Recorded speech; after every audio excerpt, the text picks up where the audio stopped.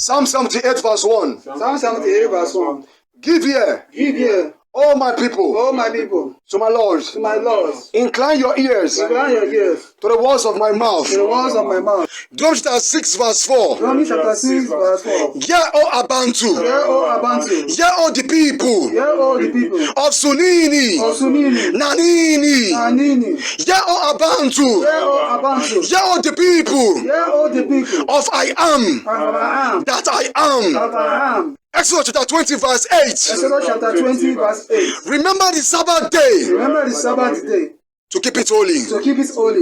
Early. Lamak. Sabatani. Early. Lamak. Sabatani. This is the interpretation. This is for the Sabbath keepers.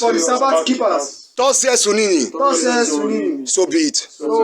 Greetings from a brother Canaan unto the 12 tribes which are scattered abroad, of day of the patience of the kingdom of Yeshua, and also of the hope of the resurrection.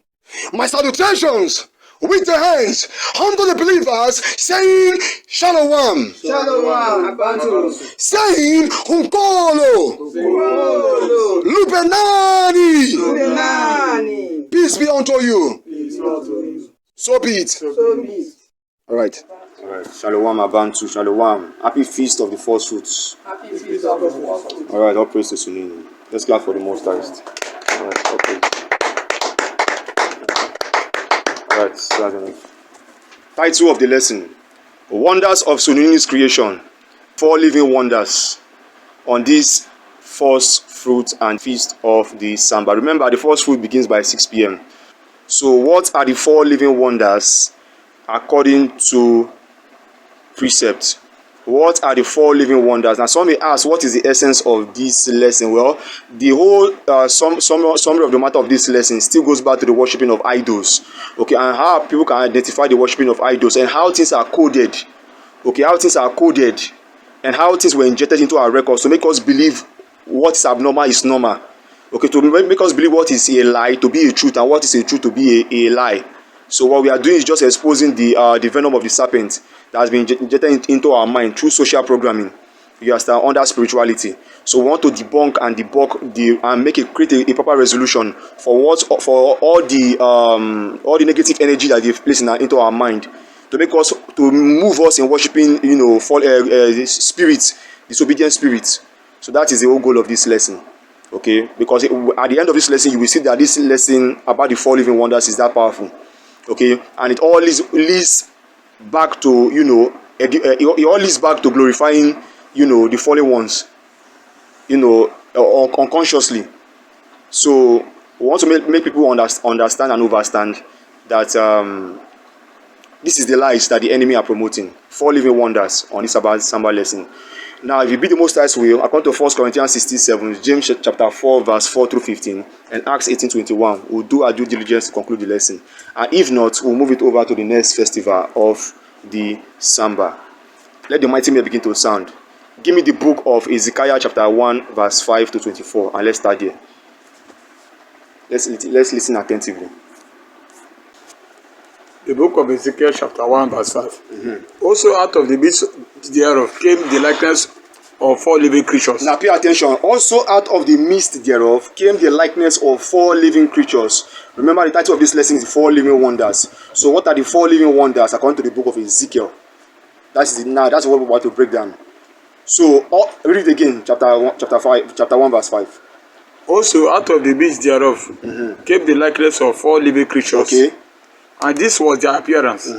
They had the likeness of a man. Verse 6. And everyone had 4 faces. Now pay attention. It says they have the likeness of a man. You have to be very attentive. Remember the word likeness, liken unto. So they are somewhat like men. I hope this now begin to make sense to you. That is what these guys are trying to promote. They're trying to promote their children, the Nephilims. So just pay attention to this precept. Read it again. They have the likeness. Where is that part? And this was their appearance. They had the likeness of a man. Verse 6. And everyone had 4 faces. So the next thing he says, everyone had 4 faces. They have the likeness of a man, and every one of them had 4 faces. Read. So they have one body, 4 faces, and you think the Most High will create such a thing? Let's read. When I mean create such a thing, I'm not saying the Most High didn't create such a thing. Nothing can exist without the Most High. What I'm saying is that it was this the original standard that the Most High gave for man and for beast to appear. You understand what I'm saying? That's our goal. There's nothing that can exist without the Most High. You understand? If you combine anything, to create something else, the thing used in the combination, who created it? It's Sunni that created it. You understand? But that wasn't the standard of my business. You understand? But so you took out of my portion and create your own portion. And also, but it's still out of my own. They still belong to me. Exactly what is going on here. Read. Verse 6.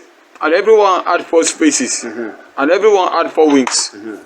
7. And their feet were straight feet. Now pay attention to their wings and their faces, and how their wings are arranged. Read.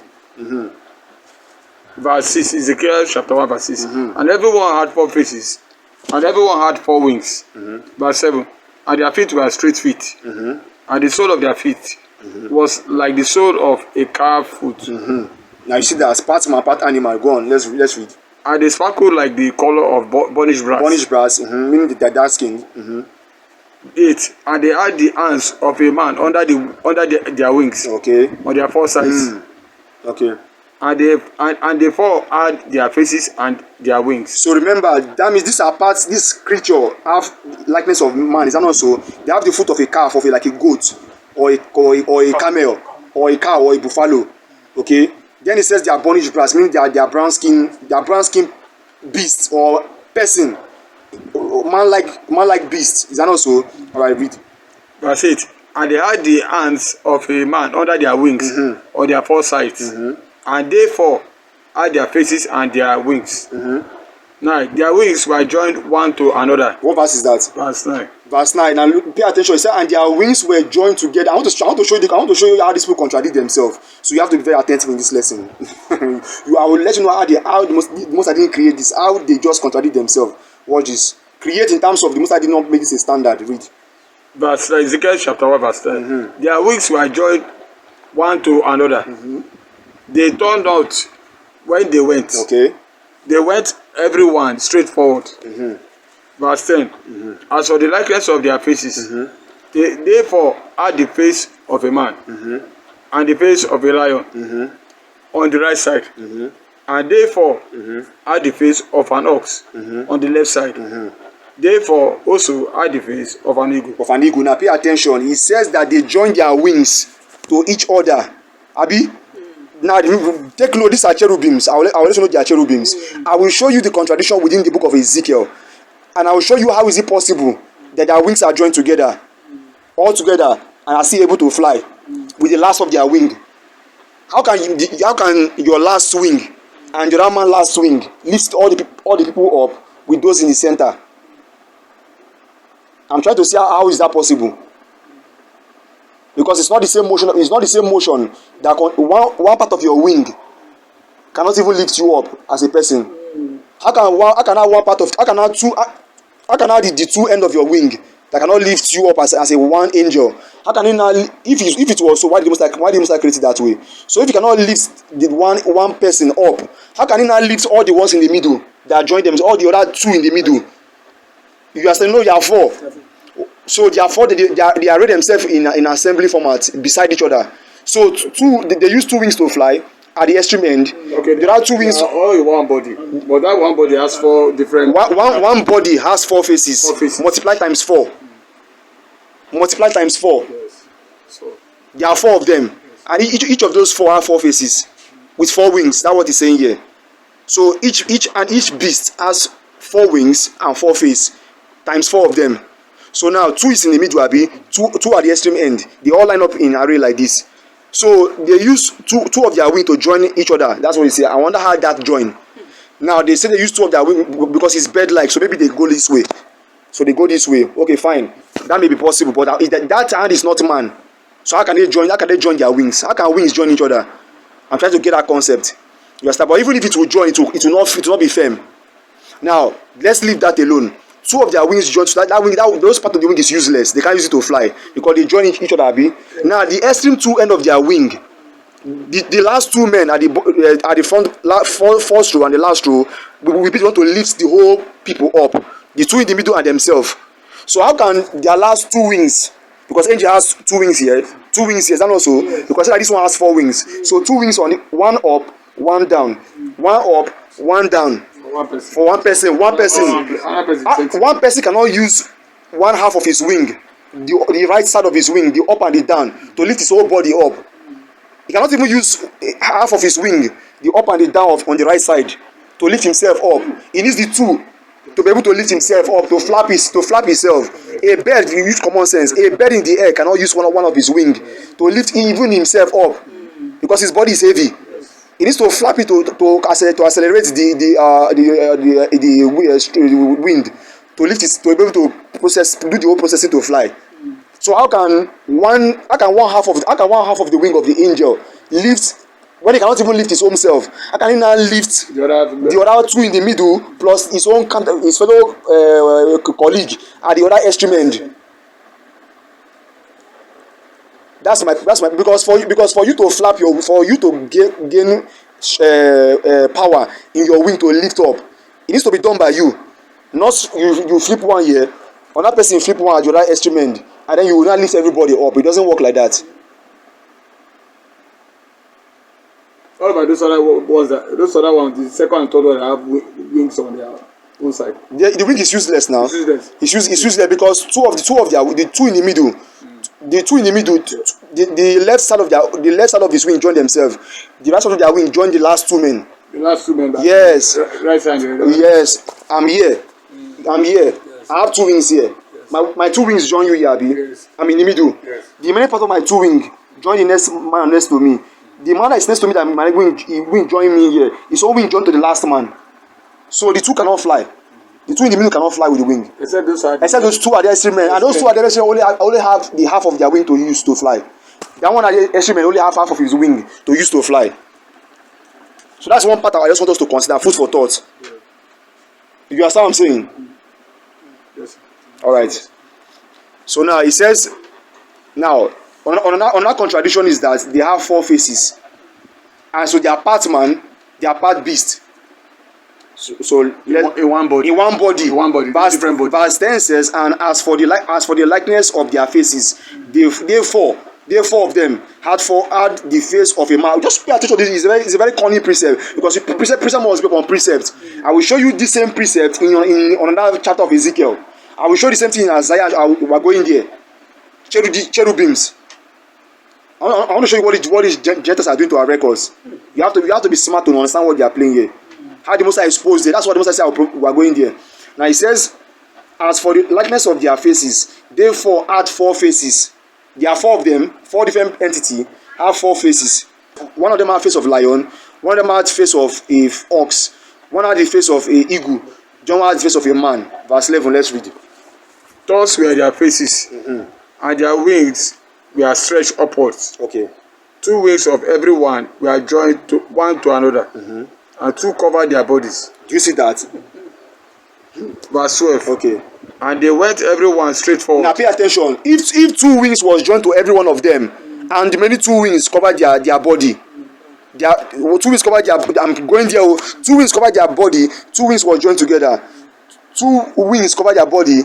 So the last two men. That's you see. Right. The last two men is left and right. If their left hand joined to their fellow colleague, you understand? So which one would they not use to fly? So that means they have to just use one, because you cannot use for them to cover their body. They have to cross multiply to cover their body. So they have to join then cover. So which one would they not use to fly? So is it two wings that is only available for them to fly to carry the cover? Yes, that's what I'm saying. Only two wings are available. So if two of their wings join to themselves, Abi, then it says with two they cover their body. Is that what it says here? Verse 11. Thus were their faces, and their wings were stretched upward. Their wings were stretched upward.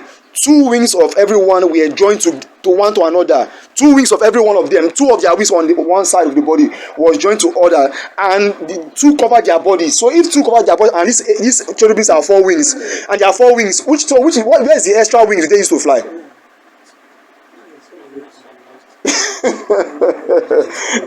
Are you getting it now? But yet he said they have 4 wings, and yet he said that they fly. He said that they have 4 wings. 2 wings cover their body, and remaining 2 wings. The other 2 wings they use 2 wings to cover their body, and main 2 wings they join together. So which wings do they use to fly? And they say that the wings that they have to themselves is very. Except you are saying they have 6 wings. That extra 2, and even with that extra 2, you can still fly with the angels. You need like 4 to make a balance. The Most High is not out of confusion. There's a balance to everything in nature. You may say, "Oh, angel has power. They can't do that," because every angel is designed separately. You understand what I'm saying? Every angel is designed separately. There may be some certain angel that may not need wings to fly. You understand what I'm saying? But there are angels, the way the Most High designed you, that's the way you function. You can't function outside that function. Without that function, you will fall. If the angels that we know cannot use half of their wing to create motion, aeroflight. They can't do that. They need the 4 to create the balance to live themselves at any speed they want and at any slowness they want. They need that 4. Without that 4, they cannot do that. They will fall down. So that's what I'm saying. They won't be able to suspend. They won't have proper balance in the air. Yes, exactly.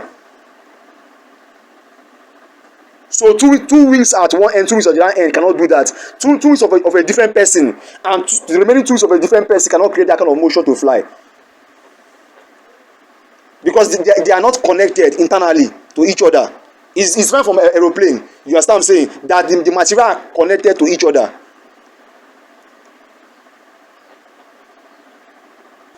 Let's read verse 12. Ezekiel chapter 1 verse 12. And they went everyone straight forward, whither the spirit was to go. They went, and they turned not when they went. 13. As for the likeness of the living creatures, the appearance was like burning coals of fire, and like the appearance of lamps. It went up and down among the living creatures, and the fire was bright, and out of the fire went forth lightning. 14. And the living creatures ran and returned, as the appearance of a flash of lightning. 15. Now as I beheld the living creatures, behold, one wheel upon the earth by the living creatures, with his 4 faces. 16. The appearance of the wheels and their work was like unto the color of a berry, and therefore had one likeness, and the appearance and their work was as it were a wheel in the middle of a wheel. 17. When they went upon their 4 sides, and they turned not when they went. 18.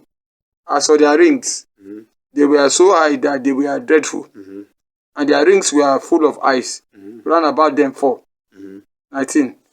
And when the living creatures went, the winds went by them, and when the living creatures were lifted up from the earth. How can the Most High create creature that has multiple eyes? Ask yourself that question. How can the Most High create creatures that has multiple eyes? Show me one creature that is normal, that is on the earth.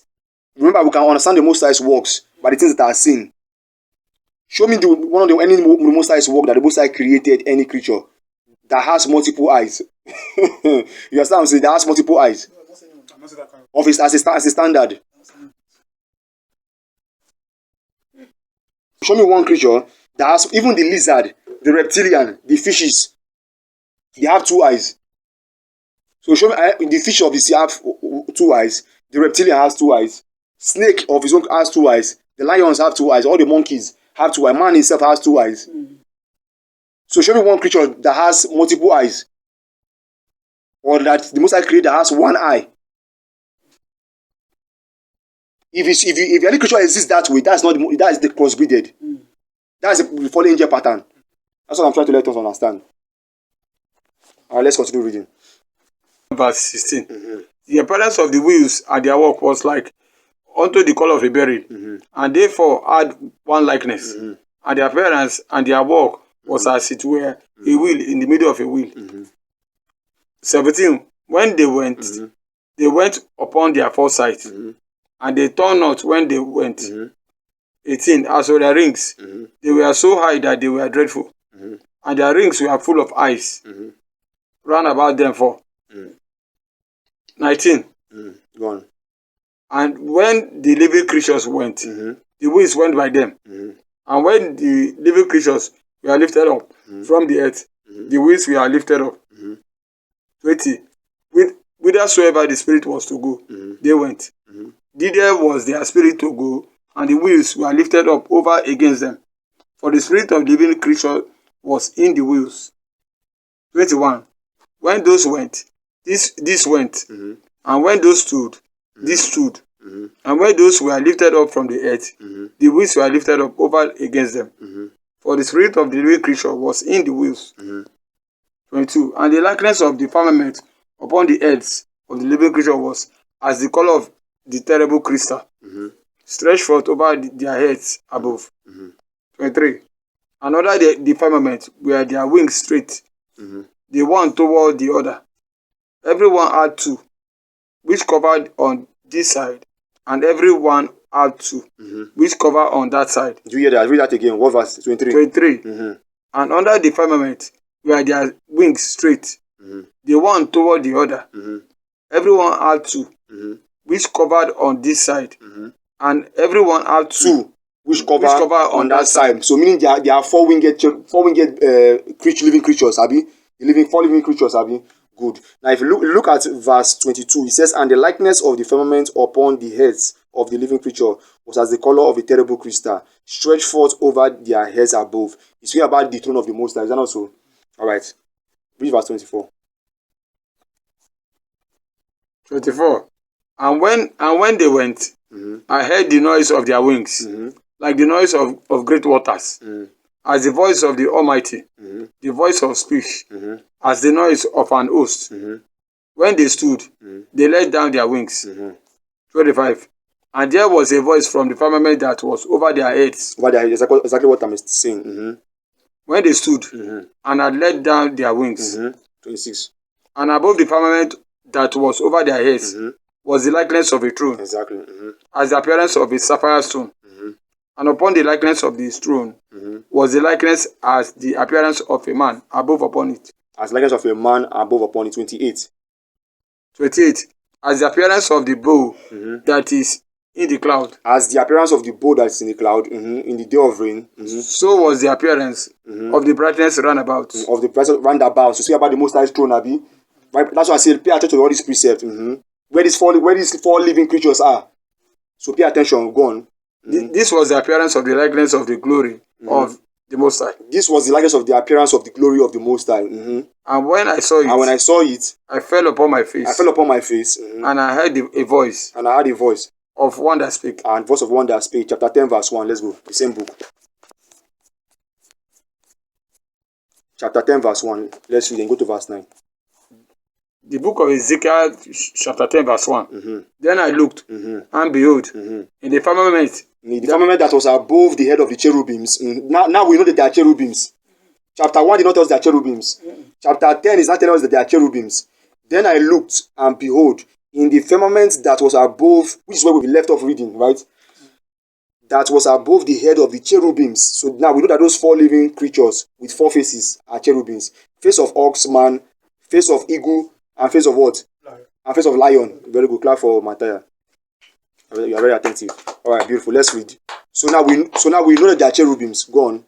There appeared over them as it were a sapphire stone, as the appearance of the likeness of a throne. Okay, good. Verse 9. And when I looked, behold, the four wheels by the cherubims, one wheel by one cherub, and another wheel by another cherub. And the appearance of the wheels was as the color of a berry stone. 10. And as for their appearances, pay attention. They four had one likeness, as if a wheel had been in the midst of a wheel. Level. When they went upon their four sides. They turned not as they went. That doesn't make sense to me. Go on. But to the place whither the head looked, they followed it. they turn not as they went. 12. And their whole body, and their backs, and their hands, and their wings, and the wheels were full of ice round about. We are full of ice round about. That the Most High didn't create this for as a standard. This exactly with all the body, with all the from before and behind, full of ice. That's not the Most High standard of creation. These are fallen angel children. Read on. But Ezekiel chapter 10 verse 12. And their whole body and their backs. And you have to understand this, that the God that they are promoting in the scripture is actually Lucifer himself. That's whom they are glorifying. Yeah. That's why if you look at the word Lord, the word Lord here is actually Jehovah. You understand? The word Lord is actually is Jehovah. And when you look at Jehovah, when you look at other concordances of precept, Jehovah is actually Baal. It tells you synonymous to Baal. When you go to Hosea and you look at that Baal there, it tells you Baal is Jehovah. But they hide it there. They don't want you to know. They don't want you to know that the Most High said, I will remove the name of Jehovah out of your mouth. So it's not to put Jehovah there, they put Baal. If you look at the original text, where the Most High said that I will remove the names of the Baalim out of your mouth. You know that precept? Yeah. Exactly. What's supposed to be there is, I will remove the names of Jehovah out of your mouth. The scholars know this. The original text says Jehovah. But they removed Jehovah and put Baal. That's what they did, I'm telling you. But people don't know this. And people calling it. That's why I say I pity some of all these Christians. They don't know what they are doing. The elites know what is going on, but people don't know what is going on. Yes. All right, let's read. Ezekiel chapter 10, verse 12. And their whole body, and their backs, and their hands, and their wings, and the wheels were full of ice round about. Even the wheels that they forehand. 13. As for the wheels, it was cried unto them in my hearing. O we. 14. And everyone had 4 faces. And everyone had 4 faces. The first face was the face of a cherub. The first face was the face of a cherub. And the second face was the face of a man. And the third, the face of a lion. And the fourth, the face of an eagle. 15. And the cherubims were lifted up. This is the living creature that I saw by the river of Sheba. 16. And when the cherubims went, the wheels went by them. And when the cherubims lifted up their wings to mount up from the earth, the same wheels also turned not from beside them. 17. When they stood, these stood. And when they were lifted up, these lifted up themselves also. For the spirit of the living creature was in them. 18. Then the glory of the Most High departed from off the threshold of the house, and stood over the cherubims. 19. And the cherubims lifted up their wings, and mounted up from the earth in my sight. When they went out, the wheels also were beside them. And everyone stood at the door of the east gate of the Most High's house. And the glory of the Most High of Israel. What verse are you reading? I'm reading 19. Okay. And the cherubim lifted up their wings, and mounted up from the earth in my sight. When they went out, the wheels also were beside them. And everyone stood at the door of the east gate of the Most High's house. And the glory of the Most High of Israel was over them above. 20. This is the living creature that I saw under the Most High of Israel by the river of Sheba. By the river of Sheba. And I knew that they were the cherubims. And I knew that they were the cherubims. 21. Everyone had 4 faces. Everyone had 4 faces apiece. And everyone 4 wings. Everyone 4 wings. And the likeness of the hands of a man. And the likeness of the hands of a man was under their wings. Do you see that? So everyone had 4 wings. So if you pay attention to this here, they have 4 wings. It makes it very clear they have 4 wings, Abi.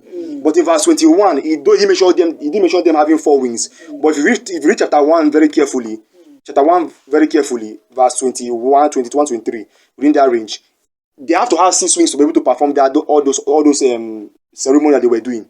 You understand what I'm saying? They have to have 6 wings to be able to do that. I don't know if you get what I'm saying. Let's go back to chapter 1, verse 23. 6 wings to be able to, even if they have 6 wings, it's almost impossible to do that. It's still very much impossible to do that. 2 wings per each angel, so it won't be 8 because 2 multiplied 4 you should give it. Exactly. Now let's read. Chapter 1, verse 23. Watch this. Ezekiel chapter 1, verse 23. So we're going backward just to see the contradiction there in Ezekiel chapter 1, 23 and Ezekiel chapter 10 from verse 21. Let's read. And under the firmament were their wings. Because you remember Ezekiel 10:23 says everyone had 4 faces apiece, and everyone had 4 wings. But in chapter 1, it didn't tell us how many wings they have. But when you read it technically, it's letting you know that they have 6 wings to be able to do what they do. Because it's telling you all the parts that they cover. Let's read. Ezekiel chapter 1 verse 20, verse 23. And under the firmament were their wings straight, the one toward the other. So the one towards the other, everyone had 2. Everyone had 2. Which cover on this side. Everyone had 2 which cover on this side. And everyone had 2. Listen very carefully. Everyone had 2 which cover on this side. And everyone had 2. And everyone had 2 which cover on that side. Everyone had 2 which cover on that side. Their bodies. Of their bodies. So how are they now able to fly? Because now they have 2. That is 4, Abi. 2 on this side and 2 that cover their body. But if you read the precept carefully, say that they flew with it. They flew. So where's the remaining 2? Why are they telling us that they forgot to write the remaining 2 wings? The remaining 2 wings in this chapter that they use in flying. Because if everyone has 2 that cover their body and everyone has 2 that is joined together, which one were they now using to fly? Do you understand what I'm saying? Alright. Isaiah 6 verse 1 to 2. Isaiah 6 1 to 2. Let's read.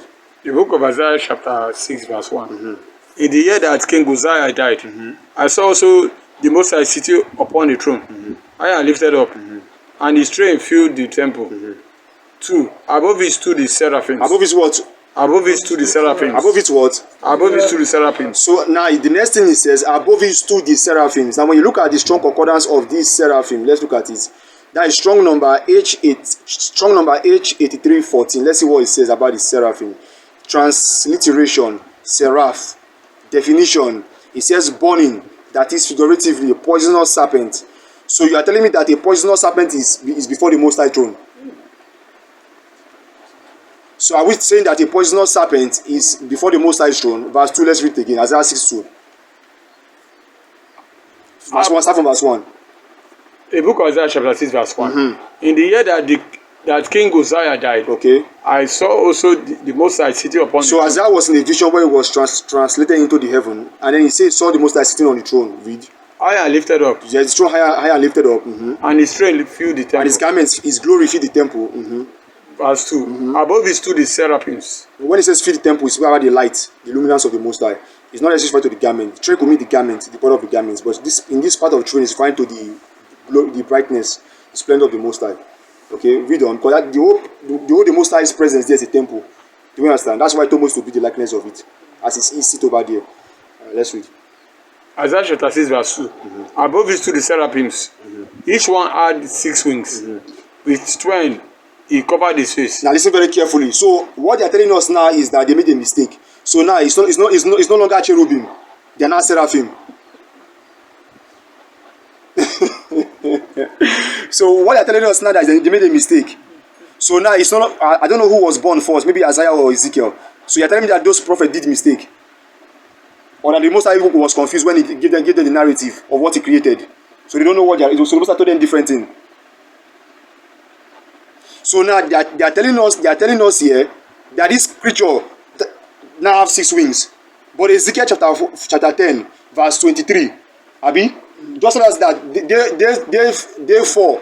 they had this beast have 4 faces apiece, Abi, and 4 wings, and they covered themselves in chapter 1, Abi.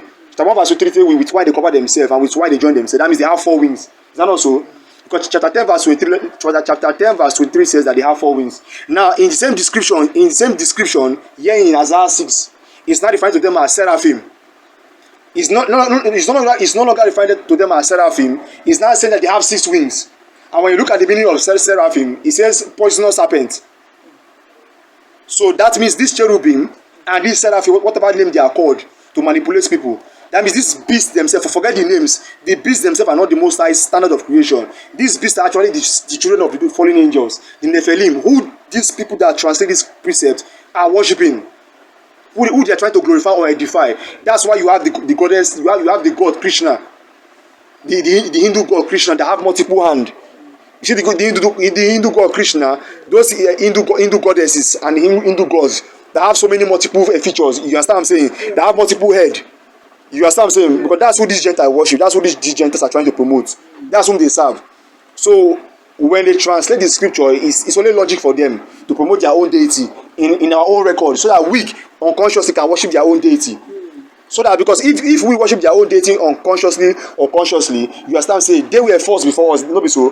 They were first before us, so therefore their own deity has given them power over to rule over. So if we are coming to worship their own deity, because their deity will not put us above them, because they are already on top. You understand what I'm saying? So if we are coming to learn what they are doing, we have to be on that day to learn what they are doing. Is that not so? So that was the whole goal and the whole secret. Because now we will now look up to them and say, this thing we are practicing, these people are practicing, that means we are one. We are one people. That means we must learn from them, because it seems that they know more than us. That was the whole ideology that the Gentiles did, to make us begin to worship their deities. Knowingly or unknowingly, they don't care. So if we worship their deities unknowingly, and we will see them worshiping the same deity, the same spirit that they are worshiping, we will say, but we share the same concept of worshiping. Since they are doing more than us, can we learn from them? You understand what I'm saying? They know that will be in our own mind, that we will advise our own self to bring ourselves to them, to come and learn from us in the latter days. They know that. They know what they were doing. It's a whole programming. They beat us in slavery to force us into it. Now leave us alone. So no matter how we run, we'll still come back to them. We'll still come back to, as long as we are believing that concept. So no matter how we run far away from them, we will still want to come back to them again to take instruction and advice from them. That's what they did. So what we need to do is go back to the roots and find out what is the root cause of whatever we are practicing. So if what you are practicing is a problem, you resist it. You put yourself out from it. And then if you put yourself out from it, and the way you follow is right, you will not be above them. Because why? That's if you follow the true spirit, that the true spirit, which is the Most High, you will be above them, because the Most High is above those deities. You understand what I'm saying? The Most High is above those deities. So if you follow the Most High will set you above them. It's that simple. Individually, you'll be above them. But there's time for everything. Because only you cannot just conquer the whole of them. You know, there's process of doing things. That is the law there. Everything has process. If you grow something, it takes time to grow. Everything is a process in doing something. No matter how fast it is, it's still a process. Alright, let's read. Verse 2. Above it stood the seraphims. Each one had 6 wings. Now they come here and say that they have 6 wings. With twain, he covered his face. So now with one they cover their face. And with twain, he covered his feet. And with twain they cover his feet. Now you see how they contradict themselves. Now we made a mistake. So now with one, it's no longer the body. It's no longer this part they cover.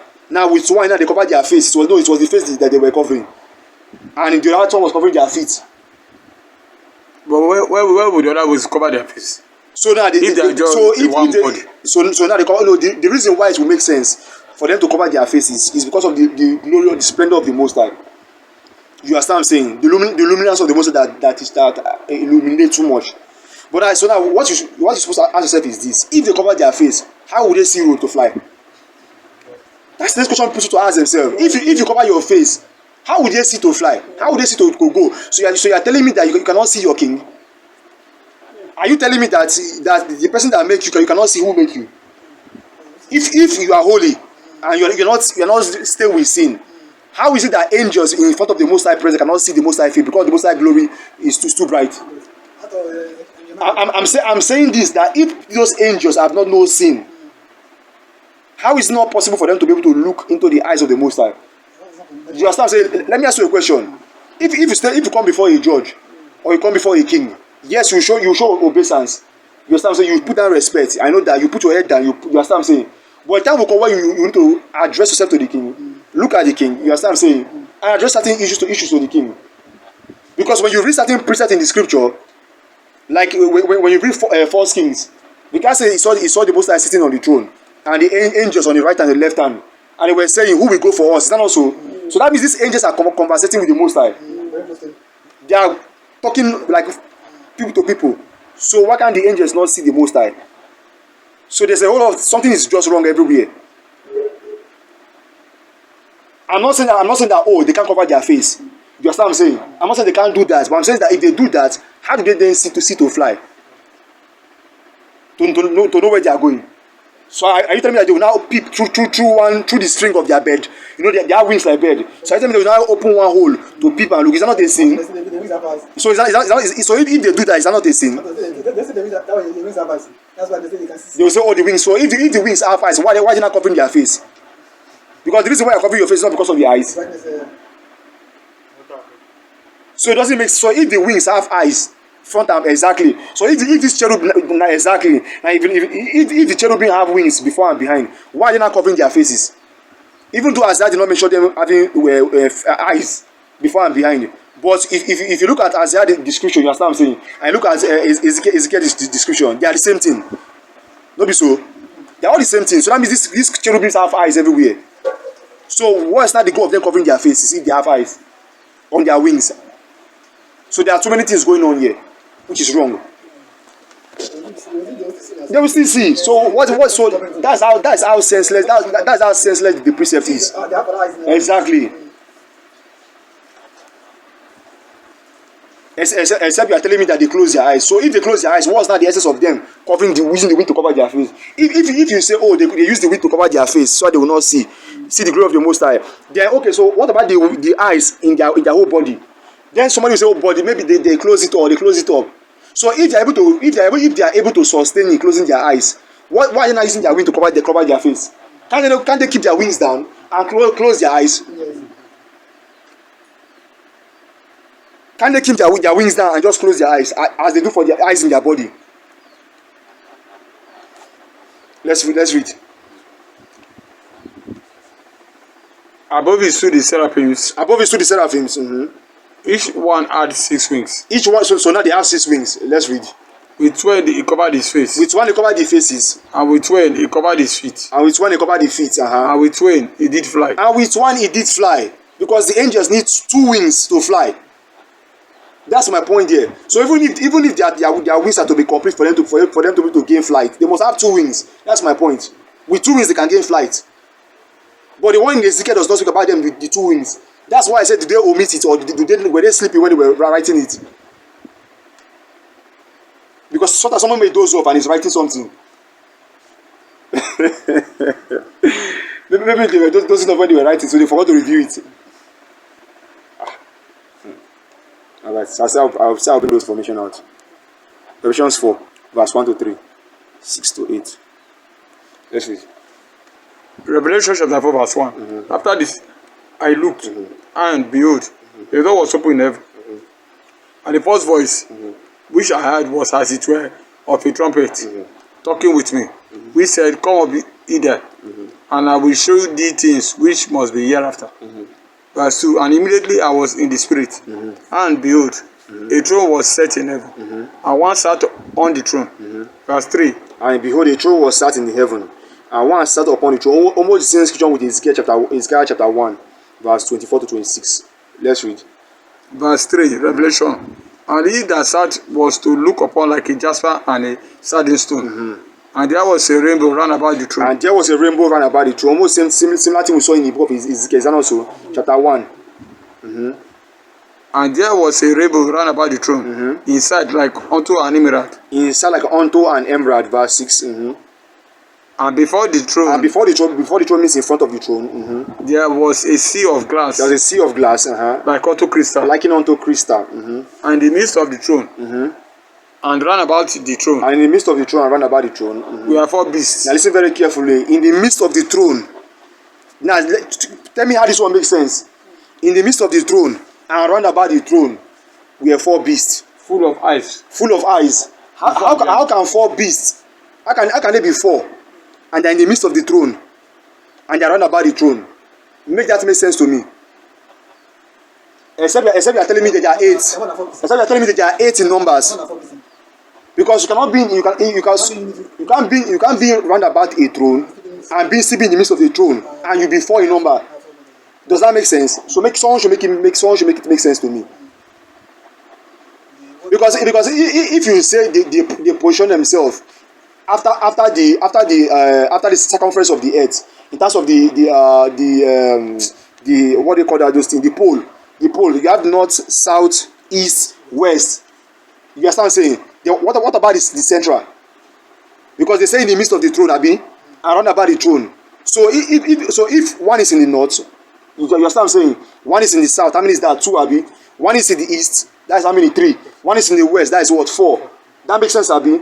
So if they say round about the throne only, I will let that make sense. But they said round about it in the midst of the throne and round about the throne again. Stood what? 4 beasts. Stood what? 4 beasts. Stood what? 4 beasts. So how does that make sense?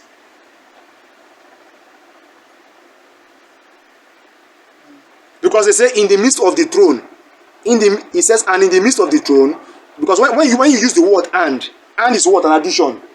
Am I not correct? Yes. When you use the word and, that means also. That means is this a thing? Also this one too. So they say and in the midst of the throne and round about the throne. So something must be in the midst of the throne and something must be round about the throne. But in this case, they are describing these 4 beasts in the midst of the throne and round about the throne. How is that possible? Make that make sense to me and tell me if these people are not a foolish nation. You understand what I'm saying? That's why I say were they sleeping when they were translating this?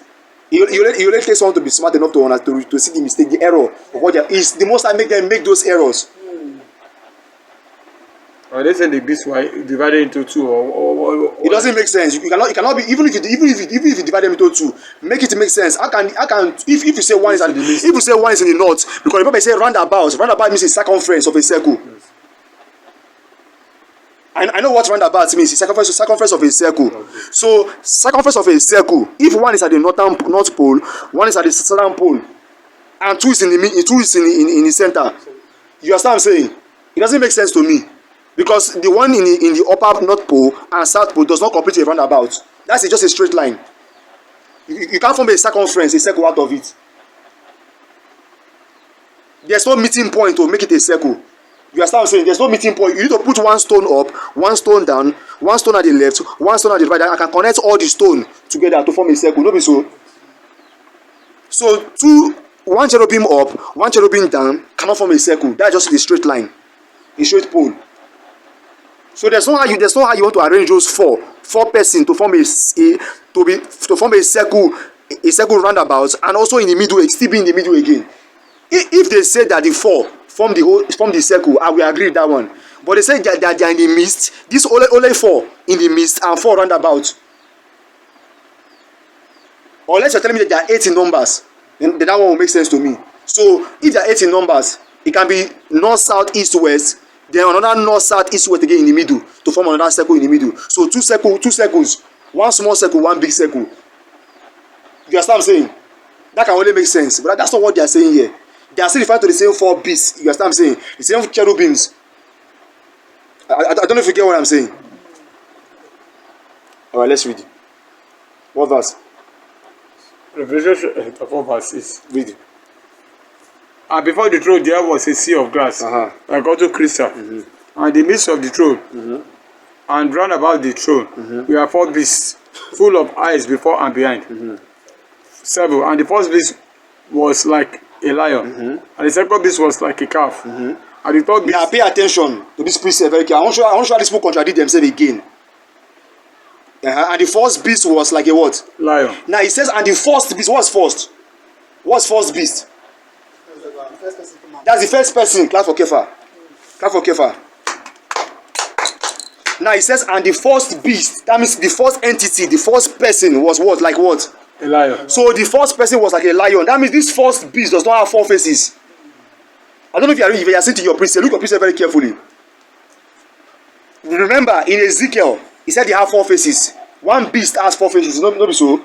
It says one beast has the face of lion, face of calf, face of eagle, and the face of man. Let's say one person has 4 different faces. But in Revelation, it's still describing the cherubims. But it's not telling you that they have different faces. It's telling you here that they have one face. But they have eyes everywhere. Let's continue reading. Just watch. I don't know if I can continue reading. We tell you that. Continue reading. Revelation chapter 4 verse 7. And the first beast was like a lion. And the first beast was like a lion. So the first beast, the singular beast was like a lion. He only have lion face. He was likened unto a lion, but it's not a complete lion. was like a lion, but it's not a lion, it's a lion-like man. Do you see that? It's a lion-like man. He was likened unto a lion, but it's not a lion. It's not a complete form of lion. I'm showing you how these people are promoting the Nephilim. They're not. It's not in the most like standard of creation here. You have to be smart. We are going to that precept. We are going to the genealogy of the angels. The genealogy of the Nephilim, the angels' children. That's why I say, and the first beast was like a lion. It was like a lion. That means something of this nature has existed before. So for it to be like a lion, but it's not a lion. It's a lion-like beast. Does that ring a bell to your ear? Or I consider reading. And the second beast was like a calf. And the second beast was like a calf, but it's not a calf. But it was likened unto a calf. But you just have one feature. There's no four faces here. There's no four faces here. Oh. But there are Nephilims here because it's likened unto a calf, number one entity. Second entity is likened unto a what? A lion. But it's not a lion, but it just have one face. It doesn't have four faces. Do you see how they contradict themselves everywhere? In Isaiah, he said that they have 6 wings. In Ezekiel chapter 10, verse 23, he said that they have 4 wings. Apiece. Isaiah said that they have 6 wings. No, it's not so. And they have 6 wings. Revelation said that they have eyes everywhere. Whose reports are we going to believe? That's why. Yeah? They must be under influence when they wrote this piece. I'm telling you. Maybe they are on some dry gin. Maybe they took dry gin or something. They didn't take dry gin. The most time make them to write it this way. So that those that are wise in latter days will see their error and know what they are. Okay, these are not the most high standard of creation. The most high created lion, yes, but the most high did not create lion-like. Likened unto a lion, likened unto a calf. You understand what I'm saying? The most high did not create a beast that have many eyes in one body. No. Many eyes in one body, the most high did not create that. Like Ezekiel described, they have many eyes all over their body and all over their wings and all over the wing. I don't know which one is will again. How can a creature will be following a creature? Have you seen that one anywhere before? And then the will have eyes. And then the spirit of the those Nephilim is in those will. So if the Nephilim move, the will move with them.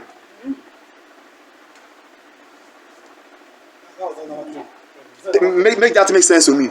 There are some people who say, oh no, it's a parable. Which parable is that one? How is this a parable? It's not a parable, it's a literal precept. They are glorifying their deity. That's what they are doing there.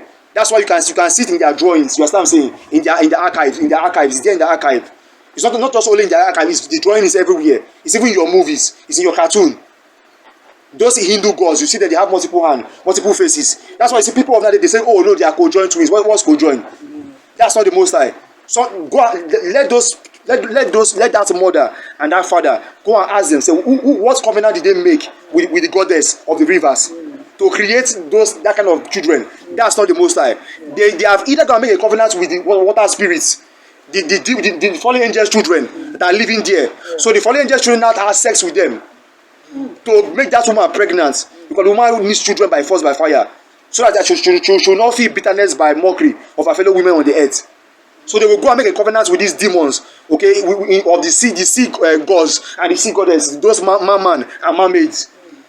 Have sex with them. For the women, they'll go have sex with the man, with those sea goddesses. Even the ones that are not man, that are Nephilim children, that look like you and I. They'll make covenants with them, and those ones will have sex with them and impregnate them and put their semen in them. And then you now see the manifestation of those demons children in that pregnant woman's child when she gives birth. Now you see them having multiple hands. No be so. That's why you see the Hindu people, when they see a child that has multiple hands, what they do? They worship the child as God. Exactly. They worship that child. Because they know what they are doing. They know where the source of that kind of structure of creature comes from. They know the sperm that gave birth to that child. Yes. So what they are glorying is the ancestor of that child that gave birth to that child. They know that that child ancestor is the gods, the fallen angels' children.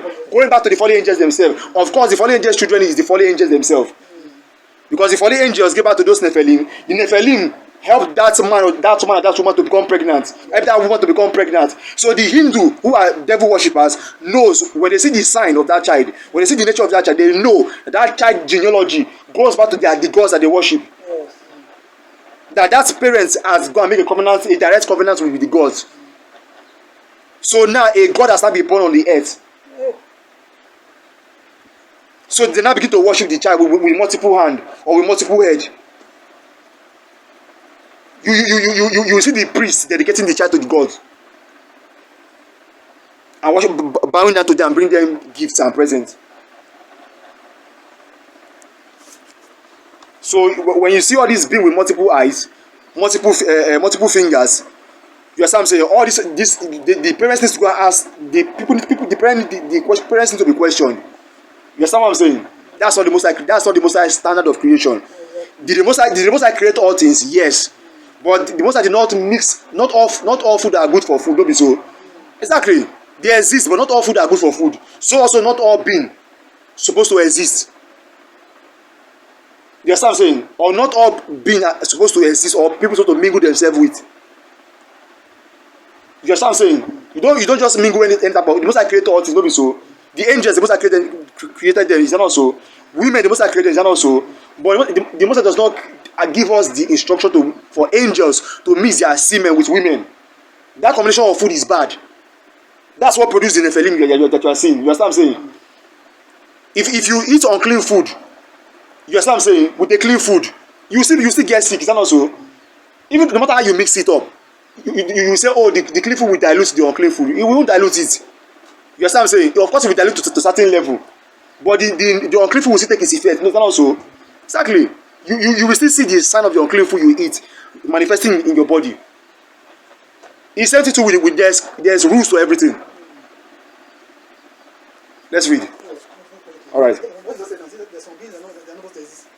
No, they're not supposed to exist. All things that you see exist were meant to exist, but they were not supposed to.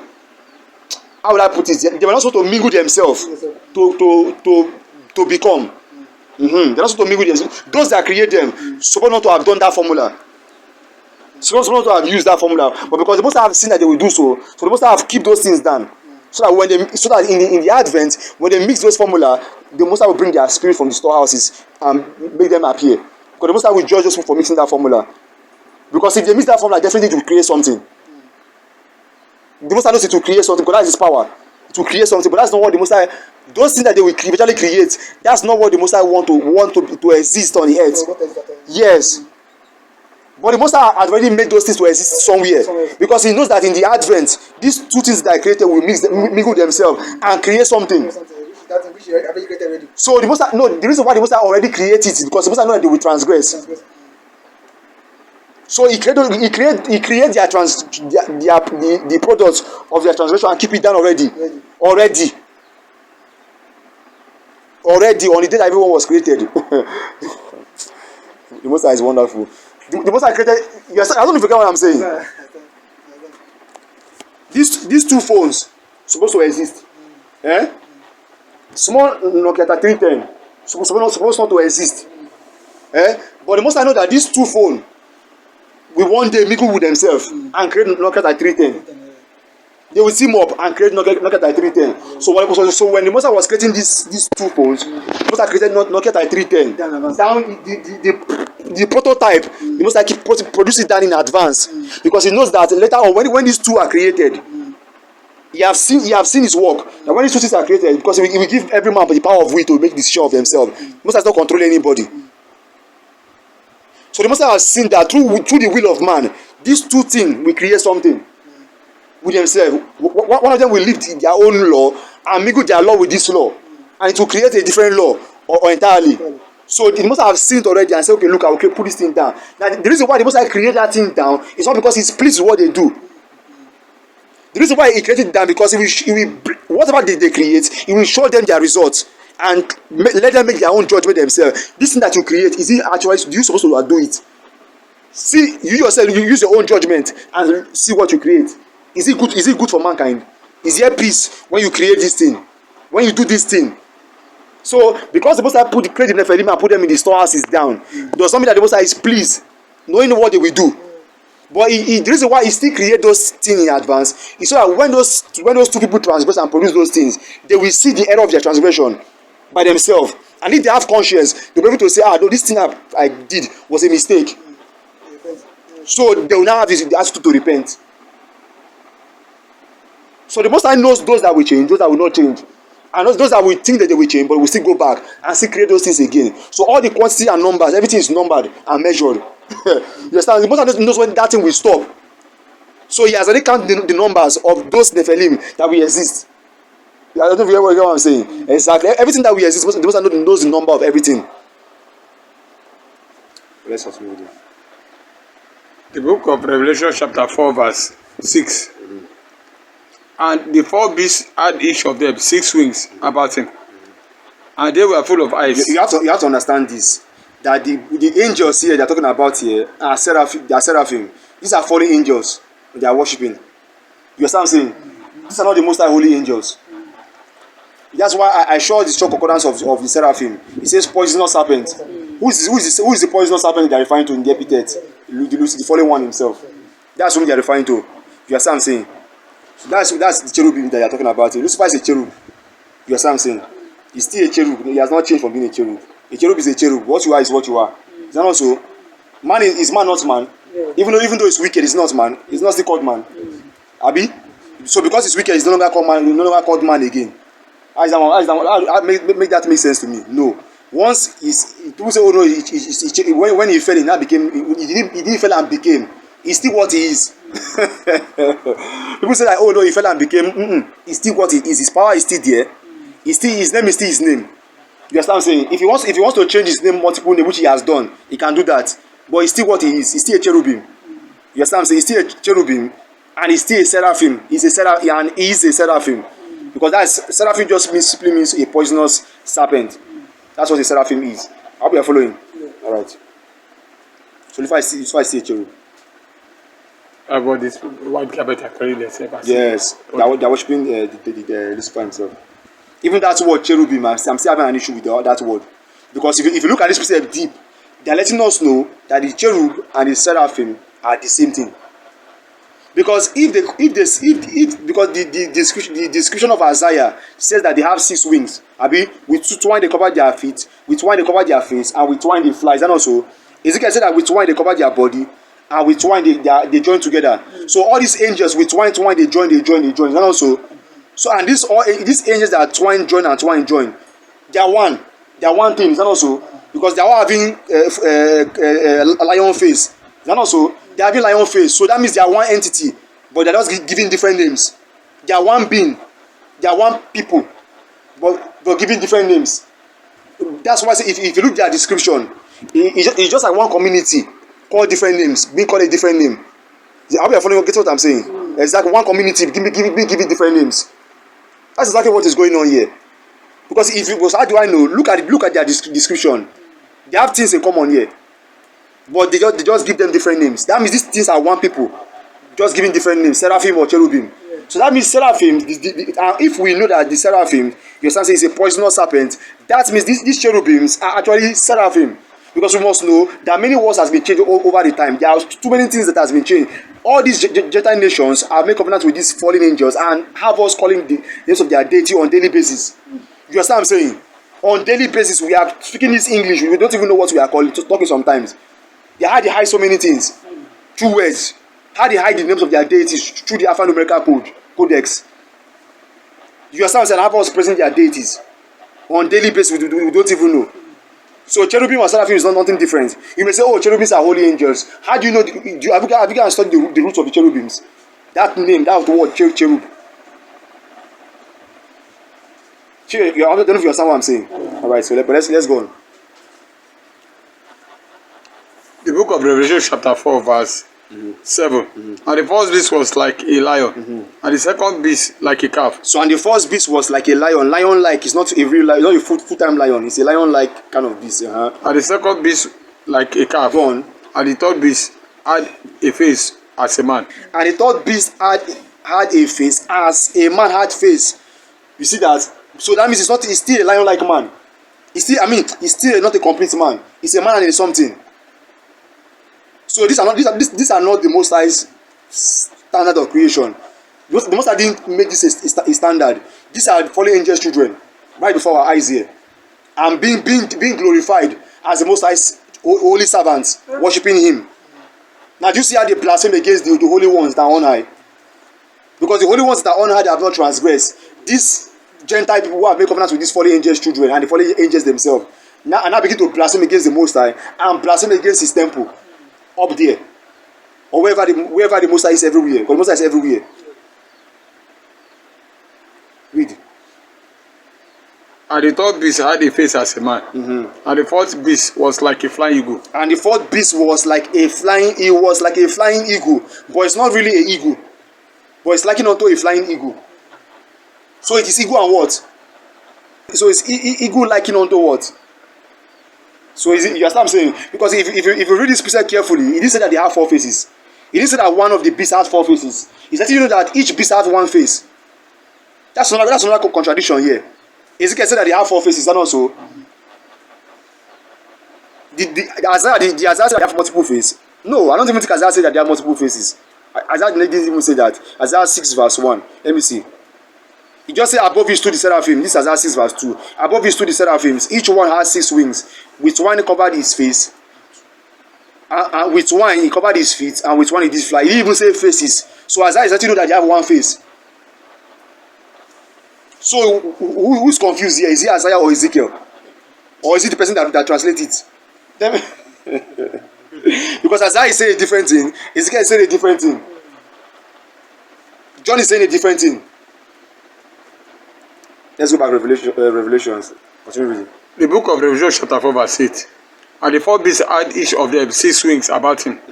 Listen very carefully. And the 4 beasts had each of them had 6 wings about him. And the 4 beasts had each of them 6 wings about him. So this one will now match to Isaiah. They have 6 wings, Abi.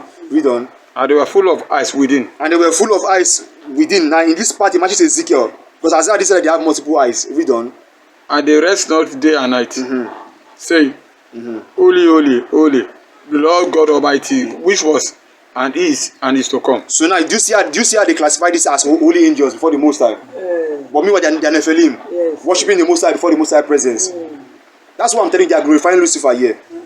That's why they say Lord God Almighty. Because Lucifer, he calls himself as Almighty. That's why you hear man say Almighty. You say Almighty Mercy. You see Bob Lashley, say Almighty. Bob Lashley the wrestler calls himself Almighty. You see that? The Almighty above everybody. Lord is Baal here. God is dog, which is Egyptian deity, always looking to Lucifer. So they are glorifying their deity. I'm not surprised. But they're not translating it to us to represent the Most Highest himself. That's why it's to call the Most High the Most Highest, not high. The Most Highest. Not just high. Not just high. Because Lucifer is the Most High. Lucifer is the Most High himself. Yes, Lucifer himself is the Most High. The Most Highest is Creator himself. That's why they teach you in your school. High, higher, highest. So the most above everything is the highest. They know what they are doing. Because in every truth there's a lie. So you have to figure out which one is which. Even that's why in your school they teach you what the words and opposites. And also, is there no word and opposite? Is that not true? The concept of word and opposite is true. So they will teach you truth in your school, but they will put a lot of engineering light there. Because they will use the truth to attract you. So you have to separate them yourself. That's why I call the Creator the Most Highest. I stop calling him the Most High. I used to say the Most Highest. All right, let's read. And they rest not day and night, saying, Holy, holy, holy, Lord God Almighty, which was and is to come. Deuteronomy 2 verse 15. Let's go. Deuteronomy chapter 2 verse 15. But Jeshurun waxed fat and kicked. Thou art waxing fat. thou art grown thick, thou art covered with fatness. Then he forsook God. Jeshurun is another word to represent uprightness. That's what the Most High used to represent the Bantu people, the Holy Seed, the region. Then he forsook the Most High, which made him, and lightly esteemed the rock of his salvation. 16. They provoke him to jealousy with strange gods. They provoke him to jealousy with strange gods. With abominations provoke they him to anger. 17. They sacrifice unto devils. They sacrifice unto devils. Do you see that? They sacrifice unto devils, knowingly or unknowingly, they do so. Devils are the fallen angels. Not to God. Not to, well, we know that we just follow the concept here. Not to the Most Highest Himself. To gods. To the lower being. Whom they knew not. Whom they knew not, which is found to the fallen angels. To do gods. When he says whom they knew not, meaning whom they knew not to know that they were the creators of the heaven and earth. That's what it means by whom they knew not. Deuteronomy 2 verse 17. Deuteronomy 2:17. They sacrifice unto devils, not to the Most Highest, to devils which are the fallen angels, whom they knew not, meaning whom they knew not to be the creator of the heavens and the earth. That's what the Most High mean by who they knew not. Because whom they knew not. That's what the Most High mean by whom they knew not. Meaning whom they knew not before. They used to know before, not to be the creators of the heavens and the earth. So why are they not worshiping them? That's what the Most High mean by this statement. You people used to know before. Knew is past tense. So you guys have knowledge before. You knew before that the gods are not the creator. So why are you worshiping them? That's why he says they sacrifice unto devils. Who are the devils? The fallen angels. He says not to God, the Most High, to gods lesser than the Most High, whom they knew them. That means they had knowledge before. Knew is past tense, and also. Yes. So they had knowledge before that these gods according to this context here, these lower gods, these lower beings, lower angels, are not the creator. That's what it means by whom they knew not. Whom they knew not. Read on. To do gods that came newly up. To those fallen angels and now begin to claim, you see that, and to prove themselves that they are the creators. Whom your father has feared not. Exactly. Because the angels cannot do you anything, like I've told you several times. Once you align yourself with the Most High, angels themselves, to the greatness of their power, don't care who they are. Even if it's the fallen one himself, Lucifer himself, he can't do you anything. Even if he stand face to face before you, he can't touch, he can't do you anything. He can't break any of your body, he can't manipulate your whole body, he can't control your body, because every man's body has the same frequency that angels have. It's just that the angels can activate their own frequency to a higher state. You cannot do so because of our sin. So if you are activated to the Most High's frequency, if the angels want to manipulate your body, they can't tamper with it, because they don't have the access to manipulate, to change that frequency, or to change that device from a low state to a fast state, or from a fast state to a lower state. You understand what I'm saying? If you don't have the power or the password or the instrument or the code to change the pattern of how the machine operates, you won't be able to change it. Yes. Because the mechanism is different from what you know of. So if you are in tune to the Most High frequency, not to the frequency of the angel, not to the knowledge of the angels, but to the power of the angels, you start saying, even if the angels stand before you to fight with you, they can't tamper you. And this is what people don't understand. So therefore they are fearing, these people are spiritual, they can do all kinds of things, so they can't do you anything. They want that fear for you to turn off your power from who you are connected to. You see, once you are turned off from the power you are connected to, you are giving them room to control your body. So they can use their own frequency in their body and connect it to your frequency and control it. It's like what they call taking over your body. You understand what I'm saying? That's why they say no, share me your screen and I can operate your screen from where I am. It's a programming. In programming, if you share your screen with me through networking, you understand what I'm saying? I can control your screen. I can control your system from my own system, from where I am. Is that also? They call it system sharing, network sharing. If you have a PC, a laptop, and I have a laptop, I can if you share your screen with my screen, because you are giving me access to share your screen with my screen, because you agree with me. Now I cannot go into your screen, your system, your laptop, and control your laptop. That means if I want to put virus in your laptop, I can write a code and corrupt and crash your system down. So I'm using a system to describe how angels can manipulate people. You see, angels have same features like us. They are all controlled by electromagnetic frequency. I've always keep emphasizing on that. Electromagnetic frequencies. You see, this is what governs the heavens and the earth. So if you tune your frequency to the hearts of the fallen angels frequency, the angels can manipulate that person's body. It can lift the person up, knock the person down, raise the person up, bring the person down. You understand what I'm saying? It can break the person bone even without touching the person. Because the angel cannot tune in easy to your frequency. If it's the hand he wants to manipulate, he can tune it to your hand frequency and manipulate it. And even tune it more higher than it and manipulate it. He will gain access to it and I use his wisdom and manipulate that structure of it, and it breaks the bone. Deuteronomy 2 verse 17. It says they sacrifice unto devils, not to God, to gods whom they knew not, to new gods that came newly up, whom your fathers feared not. Of the rock that begat thee, thou art unmindful, and hast forgotten God that formed thee. Verse 19. And when the Lord saw it, he abhorred them because of the provoking of his sons and of his daughters. And he said, I will hide my face from them. I will see what their end shall be.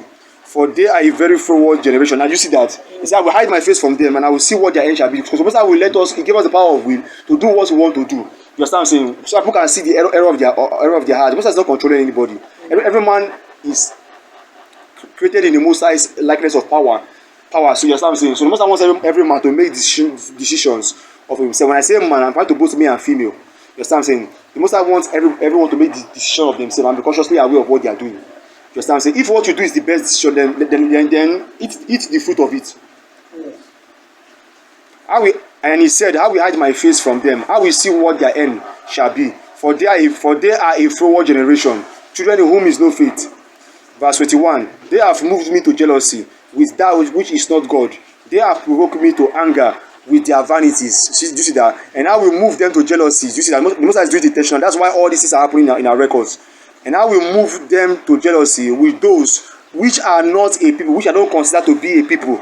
Do you see that? Like Isaiah 40:17 says, for they are likened unto nothing and vanity. It says exactly, the Gentiles. I will provoke them to anger with a foolish nation. Now you tell me how are they not foolish? That's why you see that in Ezekiel, they are telling you that they have four faces at peace. Ezekiel tells you that they have four faces at peace. You understand what I'm saying? With wine they join themselves, with wine they cover their body. You understand what I'm saying? Then it's also said that they flew. So how did they flew? With when you are giving us the description that they have four with wine, they join themselves, with wine they cover their body. So where's the remaining twine that they use in flying? And even if they have the remaining twine to fly, how can two angels at each end carry the remaining two angels in the midst of them? When even with one half of the wings, one angel cannot even lift himself up. A bird cannot lift himself with one half of his wing. The bird needs two wings to gain good lack of gravity and to accelerate. Is that also? So a bird cannot use half of his wing to fly. So how can the so-called cherubims now use half of their wing? Not even to carry themselves only, but to carry two in the middle of them. One of them at the extreme end use half of his wing. The other one at the extreme end use half of his wing to carry two in the middle. Now the next part you ask is that now they have four faces at peace in Ezekiel 10. Isaiah 6 verse 2 says that they have 6 wings. 6 wings, and Isaiah 6 does not tell us that they have multiple faces. He said that they have face, not faces. Ezekiel said that they have four faces at peace. Isaiah just only say face. Then in Ezekiel, he said that they have faces before and behind. They have faces everywhere. Isaiah does not say that they have faces everywhere. Then in the book of Revelation, John said that they have faces everywhere. John said that they have 6 wings. But John said that you only have one face. Another thing again that we must take note is that they are likened unto man, they are likened unto a lion, they are likened unto a calf, and they are likened unto eagle. Now you tell me, how is that the most highest standard of creation? So these are some of the things we must consider when considering the 4 living wonders. That they say that they are holy angels or they are the cherubims.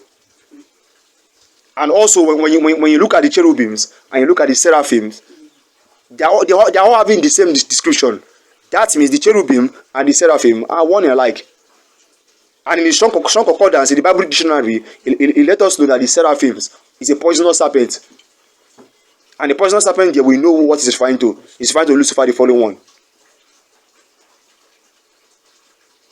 Because the seraphim is cherubim, and I'm not surprised. Are you surprised? Lucifer is called a Lucifer is called a cherubim in the same Ezekiel 28, verse 14 to 17. Lucifer is referred to as a cherubim. That covering cherubim. Is that what they call him? That covering cherubim. That's what they call him. That covering cherub. That was a covering. That was a covering cherubim. That walk in the fire of the stones of mountain. So Lucifer is a cherubim, and Lucifer is also a seraphim, the poisonous serpent. That's why I'm letting us know that the seraphim and the cherubims are one alike. That's why you have all these celestial people calling their name of their temple cherubim and seraphim, because they are worshiping angels, and they are worshiping the same angel, which is the highest of them, the most high, Lucifer himself, which is above all the angels that fell with him in his class.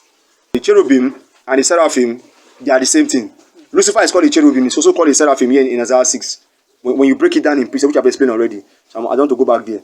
Deuteronomy 2 verse 20. And he said, I will hide my face from them. I will see what their end shall be. For they are a very froward generation, children in whom is no faith. 21. They have moved me to jealousy with that which is not God. They have provoked me to anger with their vanities. And I will move them to jealousy with those which are not a people. I will provoke them to anger with a foolish nation. That's why we were having all this contradiction in the precept, because we are being provoked with a foolish nation. And when you look up the meaning of a fool is someone that lack understanding, or that don't have knowledge of something. Because all these Gentile nations went to make a covenant with the fallen angels, and the fallen angels are fooling them, making them believe in making them accept a concept or a tradition in what is not true or what is not right.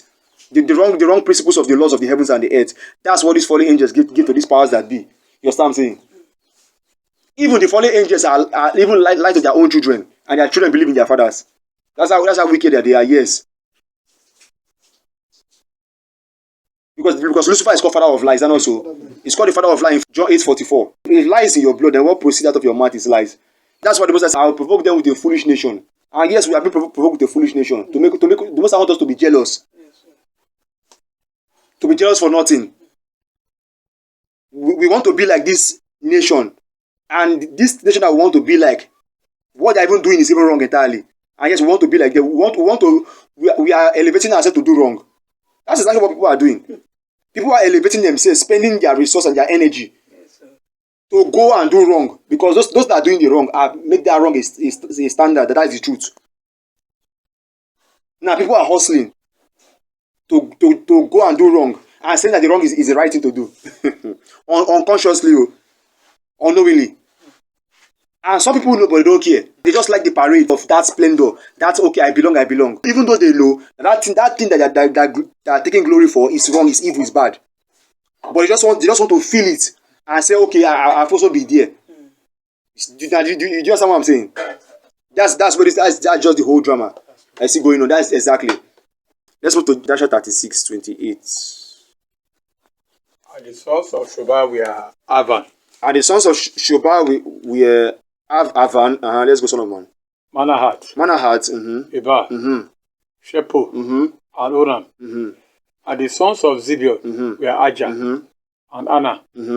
This was that Anna who found the Yemen. This was what all the men. This was that Anna who found the Yemen in the wilderness. So this was that Anna of the sons of the Canaanites by the name of what? Zibeon. Okay, so this was that Anna, son of Zibeon, that found the Canaanite, that found the word, the Yemen, in the wilderness. Joshua 36:28. When he fed the asses of Zibeon, his father. When he fed the asses of Zibeon, his father, gone. And whilst he was feeding his father's asses, Yes. he led them to the wilderness at different times to feed them. 30. And there was a day that he brought them to one of the deserts on the seashore, opposite the wilderness of the people. And while he was feeding them, behold, a very heavy storm came from the other side of the sea and rested upon the asses that we are feeding there. And they all stood still. 31. And afterward, about 120 great and terrible animals. What is scripture of the men? And afterward, about 120 great and terrible animals. And afterward, about is not even certain. It says about, that means they are more. It can be more or maybe less. It's not even less, it's more. It says, and afterward, about 120 great and terrible animals. Why is it calling them great and terrible animals? He didn't even say man. He said terrible animals. What are animals? Are they not beasts? Are animals not beasts? Is man not called beast? Also too. Alright, let's continue the video. And afterward, about 120 great and terrible animals came out from the wilderness at the other side of the sea. And they all came to the place where the asses were. Okay. And they placed themselves there. Now watch this. And those animals, from their middle downwards. Now look at how he described these animals. That he said they are about 120 great and terrible animals. I hope you are following here. Now he says, and those animals in plural, because animals are beasts, right? He says, and those animals from their middle downward were in the shape of the children of men. Were in the what of the men? Were in the shape of the children of men. They were in the shape of the children of men. And these animals, so he's calling these men animals.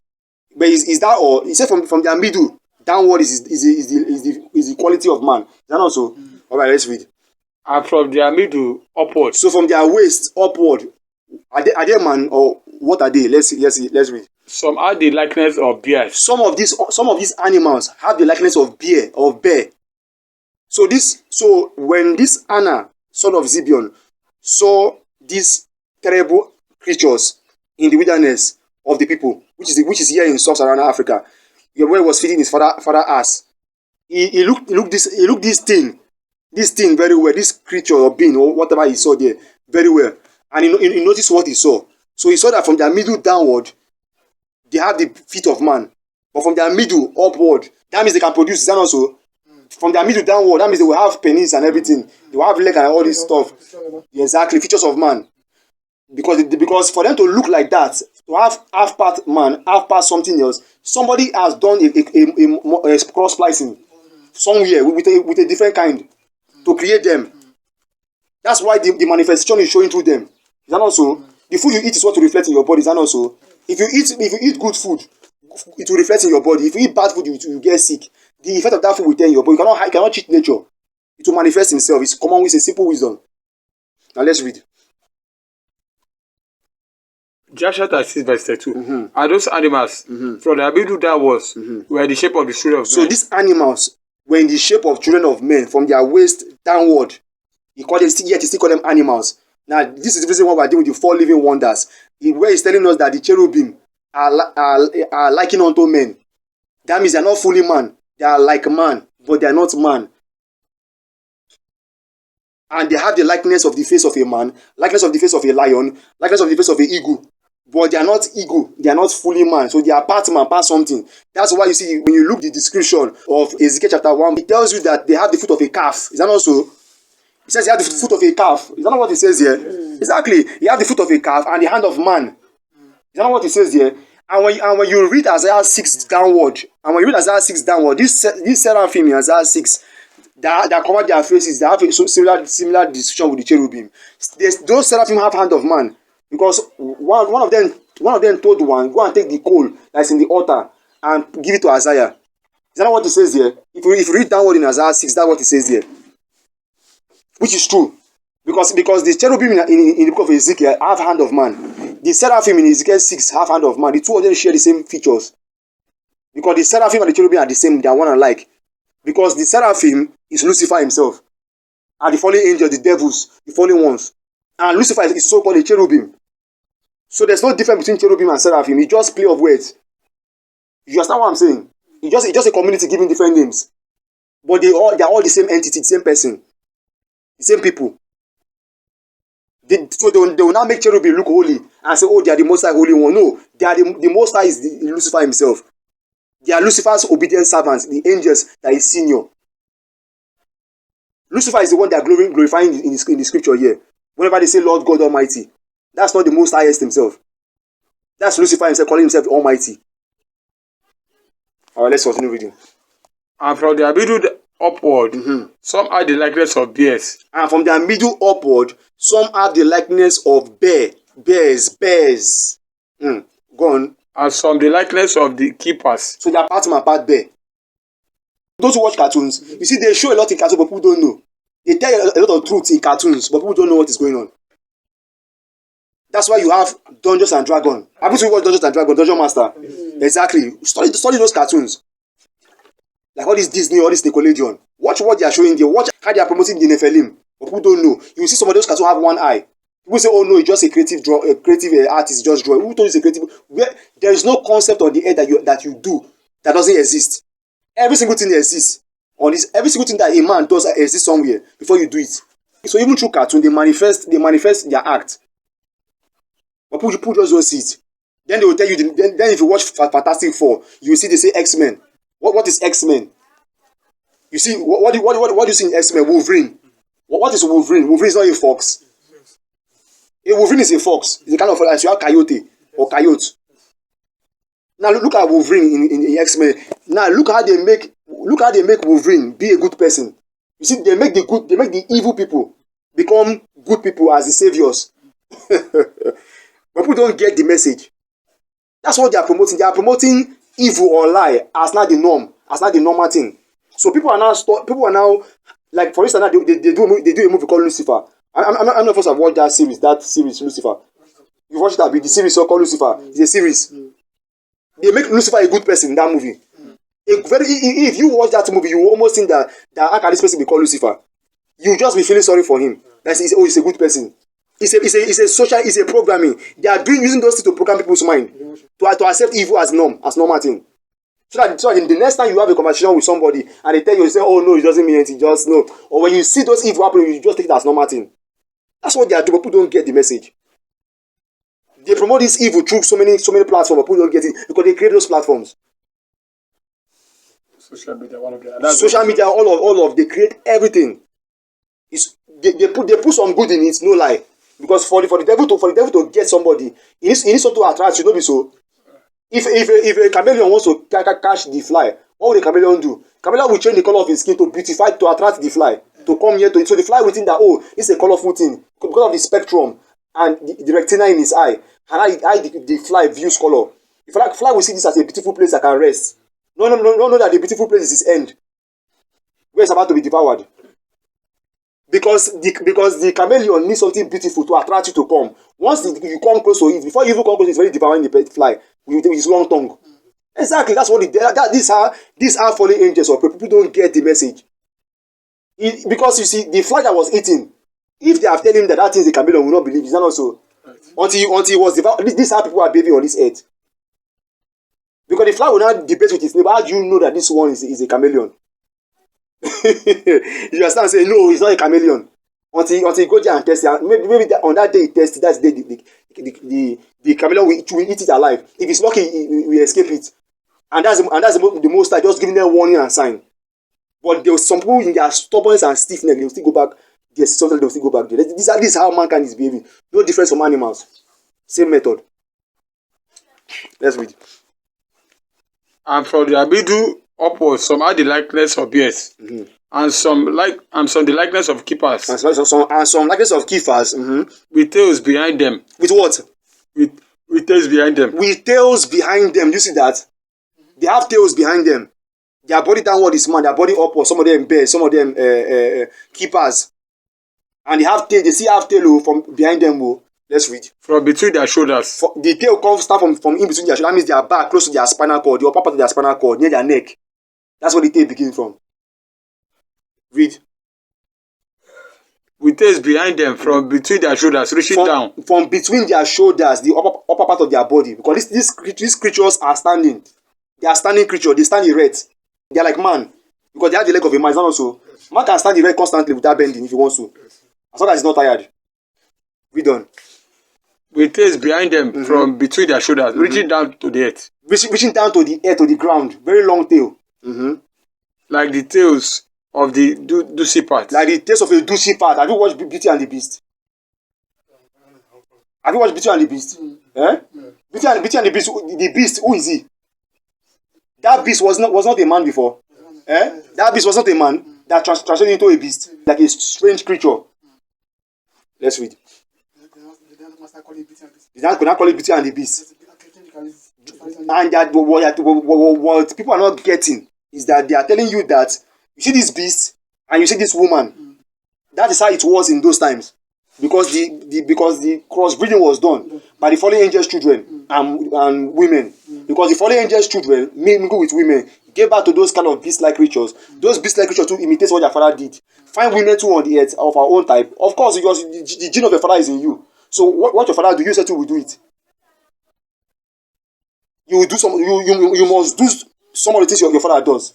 It will be in your blood. You can't escape it. You may have your own, but the thing of your father will still be in you. Let's read. And these animals came and mounted and rode upon these asses. And these animals came and mounted and rode upon the asses, because they can stand like man. So they came and rode upon asses. Read. And led them away. And led them away. And they went away unto this day. 33. And one of these animals approached Anna. And one of these animals approached Anna. And smote him with his tail. And smote him with his tail. And they fled from that place. And he fled from that place. That's enough there. So I'm just showing you some of the examples here of the fallen angel children. How we break down the four living wonders. Okay, 2 Samuel 23 verse 20. And Benaiah the son of Jehoiada, go on, the son of a valiant man of Kabzeel, who had done many acts. Who had done what? Many acts. What did he do? He slew 2 lion-like men of Moab. He slew what? 2 lion-like men. He slew what?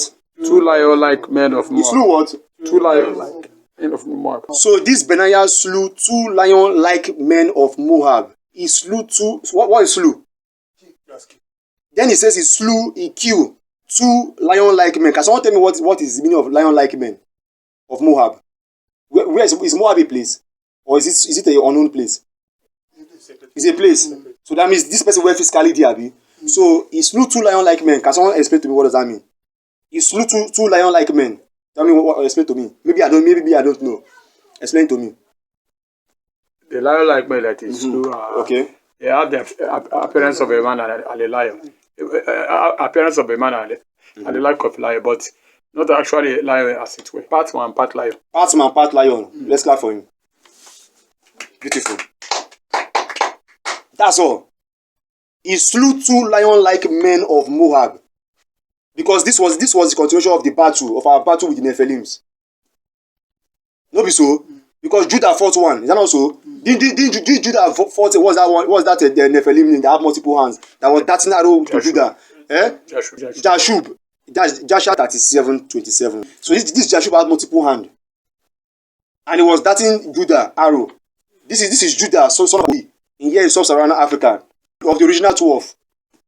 You understand what I'm saying? What's his name? Benaiah. In the time of David here. It's after Judah. Is that also? Many generations have passed. So this is a continuous battle with the Nephilim. When you see Judah battling Jashub, it's not for the inheritance of the land. Yes. Because they were coming to battle us in the land. Is that not so? Exactly. So when after we finished serving in Egypt and we're given the land to inherit, we still continue the battles with them, with Nephilim. Is that not so? That's why I say this is the continuous of our battle with the Nephilim. Let's read it. 2 Samuel 23:20. And Benaiah the son of Jehoiada. And Benaiah the son of Jehoiada. The son of a valiant man. The son of what? Valiant man. The son of what? A valiant man. Of Kabzeel. Who had done many acts. He slew 2 lion-like men of Moab. So he slew 2 lion-like men of Moab. Now stop there. He slew 2 lion-like men of Moab. They are not complete lion. They are not complete men. They are likened unto lion or men. Watch how John referred to the cherubims of the 4 living wonders. This is the book of Revelations 4 verse 7. And the first beast, look at what you call them. And the first beast was like a lion. Do you see that? And the first beast was like what all the men? And the first beast was like a lion. 2 lion-like men. 2 lion-like men. The first beast was like it's not a complete lion. And these are the cherubims that John is describing that he saw in front of the Most High's throne.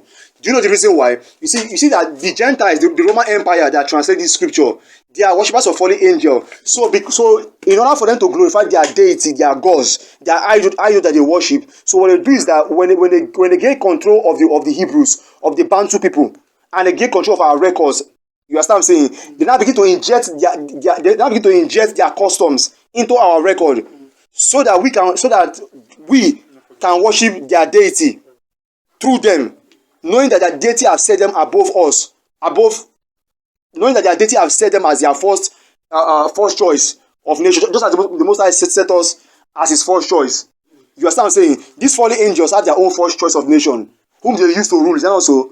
So now we now begin to believe these people, these Roman Empire people. Now the Roman Empire worship these Nephilim.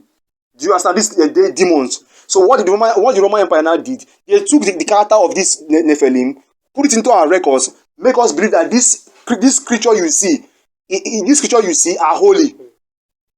Because the Gentiles also use the term holy. Don't forget that. The Gentiles in their own idol worshiping, they believe that what they are doing is a holy sacred thing. If you ask the Hindu and the Buddhist, they will tell you what they are doing is holy. So when you are seeing the cherubims in the scripture or the seraphim in scripture, that is the Nephilim you are seeing there. It is the Nephilim that you are seeing there. It's not the most high standard of creation. Those four living wonders you see that all these prophets saw, that Daniel saw, which we're going to in a moment. You say these are Nephilims, children of fallen angels, being worshipped under the Most High, which is Jehovah himself, which is Lucifer himself.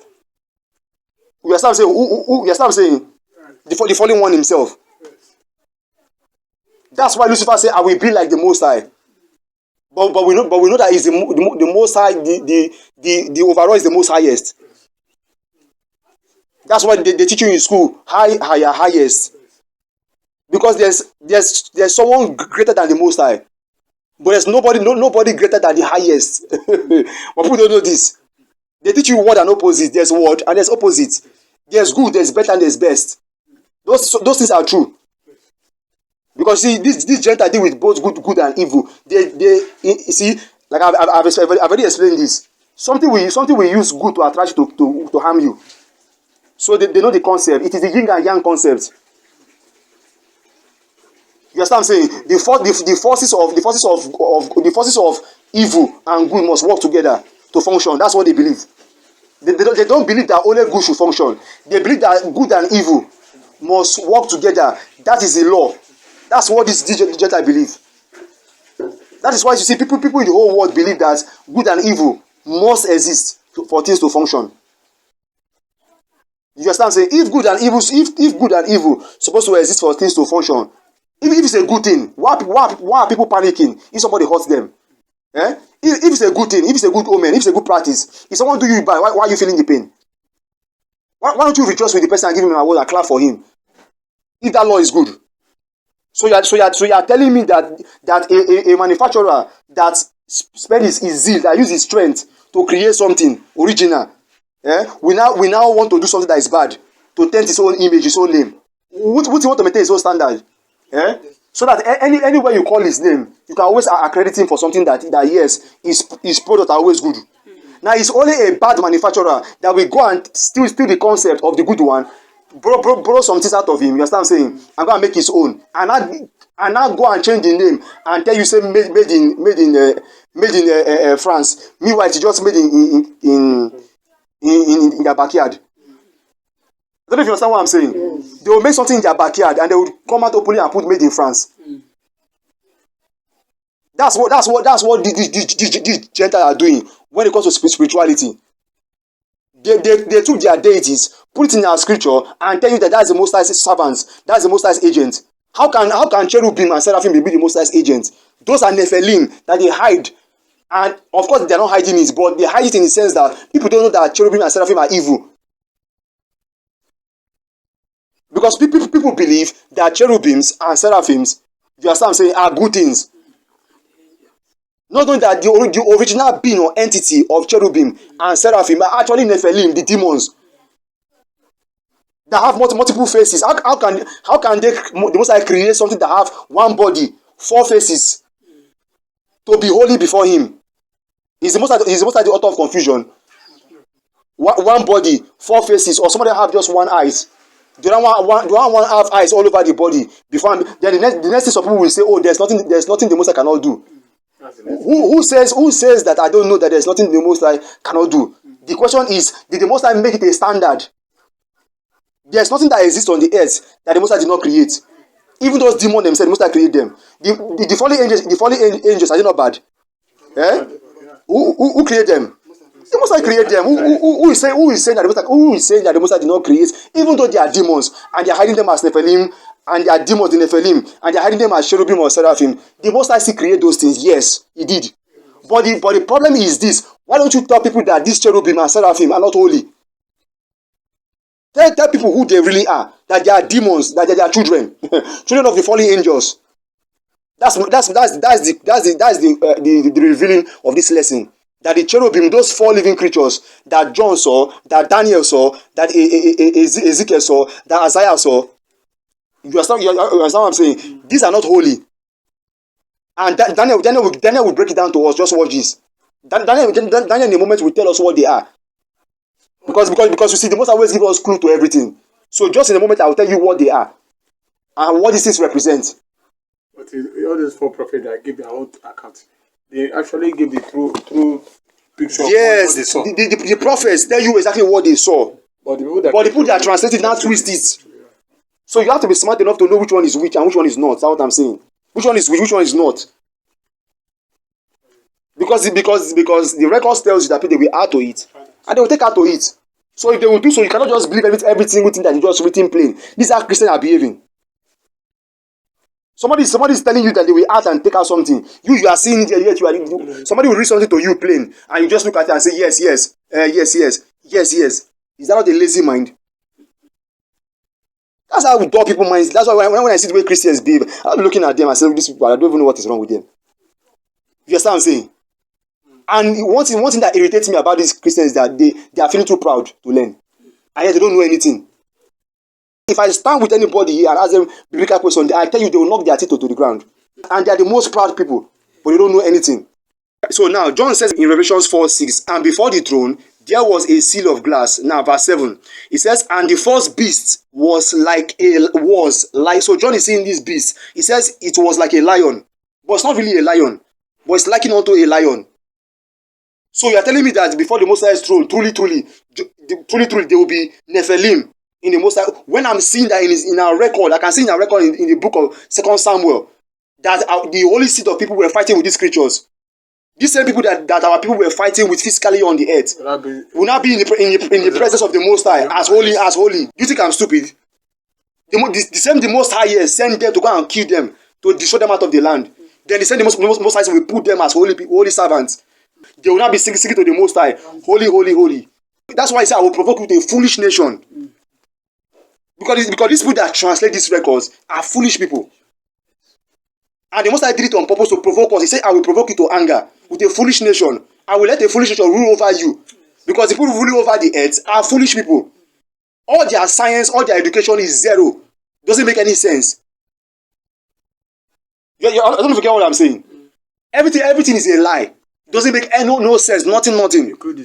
All their thing is a lie. Because you see, the Most High is not author of confusion. Every of their thing is a theory. They will never come into conclusion for one thing. Go and try it and see. There's no conclusion to one thing. Everything is not always complete. It's always that this one believe, this one believe, this one believe, this one believe, this author, this one, that one. It's not how they go. Even the year is not even complete. They have to keep switching days to complete something. Why are they doing that? That's why I say that I'm provoking with a foolish. Do you know what fool mean? A fool means someone that lack knowledge of something. Because these powers that rule over the earth, they are not in tune with the most highest frequency. Do you understand what I'm saying? All right. Let's go. In Revelation 4 verse 7, come Yasha Allah. Happy feast of first fruit. All praise to the Most Highest. All right. So it says, and the first beast was like a lion, and the second beast like a calf. It's not fully a calf. And the third beast had a face as a man. So it's not even fully a man, but as a man we have face. 2 Samuel 23 verse 20. Let's go. Abediah, the son of Jehoiada, the son of a valiant man, yes, of Kabzi, who had done many acts. He slew 2 lion-like men of Moab. He went down also and slew a lion in the midst of a pit. Now, do you see that? He said he slew 2 lion-like men of Moab. So these are part men, part lion. Then if you look downward the verse, he said, and he went down also means additionally, and slew a lion. This one is a full-breed lion. Now do you see the difference here? So in that same verse, it speaks about two lion-like men. In that same verse, it speaks about a lion. That's a complete lion that the Most High creates. You understand what I'm saying? Like he went to fought, like Samson fought lion and kill it. You understand what I'm saying? So in this precept, he fought two lion-like men. Then he fought a lion, complete lion, and lion-like men. Those lion-like men are past men, past lion, which are the what? The Emim or the Yemim. Now notice he said in Moab. Is that also? Those two lion-like men are in Moab. So what manner of creatures of like in this manner live in Moab? Let's see what they are. Deuteronomy 2 verse 10. Let's go there. You will see that this all relate to Joshua 36:28 of the Yemim. But in Deuteronomy 2, he called them Emim or Zamzum. Between the Ammonites and the Moabites. What is? The Emims. The Emim, the what? The Emims. The what? Emims. The Emims. Emim, same thing as Yem. They are the same thing. Emim, Yemim, they are the same creatures. The Yemim that we read in the book of Joshua 36 verse 28 to 32 are the same Emim in Deuteronomy 2 verse 10 in the King James Version. Read it, let's go. The Emims. The Emims, remember, Benaiah went to fight two lion-like men in Moab. So we are going to Deuteronomy 2 to show you that in Moab, truly, there are these kind of creatures, they exist there. Watch this, read. Deuteronomy chapter 2 verse 10. Mm-hmm. The Emims dwelt therein in times past. The Emims dwelt therein in time past. Who are they? A people great. A people great, And many. and there are many of these people. Mm-hmm. And tall. And they are tall As the Anakim. as the Anakim. Fallen angels children, the Anakim. Go and look up the Anakim. These are fallen angels children. They are tall as the Anakim. Read. Let's see what this Emims. Verse 11. Mm-hmm. Which also were accounted giants. Which also what? Were accounted giants. Which also what? Were accounted giants. Which also we are accounted giants. So the Emims are giants. These are fallen angels children. Because the Emim and the Yemim are the same thing. They are all fallen angels. They are giants. That's what they are. That's what they were. Read. Verse chapter 2. Of different sizes. Let's go. Which also were accounted as giants. Mm-hmm. Accounted giants. Mm-hmm. As the Anakims. As the Anakims. Mm-hmm. But the Moabites called them the Emims. But what all the men? But the Moabites called them Emims. But the Moabites called them Emims. That is why Benaiah went to fight two lion-like men in Moab. Those two lion-like men in Moab are the Emim. That's why I said there are many. That's why in Deuteronomy 2, he said that these Emim are many and great. So Benaiah encountered them. You see that Benaiah encountered them away from Moses. So after because Benaiah lived after Moses. This Deuteronomy 2 is Moses. Is that also? Deuteronomy 2 is not Moses. Deuteronomy 2 is Moses. Yes. David is after Moses. And also, David lived generation after Moses. That was the time of this Benaiah in 2 Samuel. So they still encounter these Emims. You have to link all the precepts up. Those two lion-like men in Moab in 2 Samuel 23 verse 20 are the Emim in Deuteronomy 2 verse 10 to 11. And there are many of them. There are two lion-like men. So now the cherubims are lion, face likened unto a lion, but it's not a lion. And you are telling me that the Most High will create such a thing to say holy, holy, holy, and sing for the Most High, holy, holy, holy. The Most High will put them before him. When we are seeing here in precept, the Most High sent these mighty men to go and kill these creatures. Are we getting it now? All right. Daniel 7, let's go. Daniel 7 verse 1, let's read. In the first year of Belshazzar. In the first year of Belshazzar, King of Babylon. Daniel had a dream and visions of his head upon his bed. Then he wrote the dream and told the sum of the matters. 2. Daniel spake and said, I saw my vision. Now let's pay attention, a good attentiveness to Daniel's vision. Watch this. And Daniel spake and said, I saw in my vision by night. And behold, the 4 winds of the heavens drove upon the great sea. 3. And 4 great beasts came up from the sea. And for what? Great beasts. And for what? Great beasts. Notice how he's referring to 4 great beasts. 4 great beasts.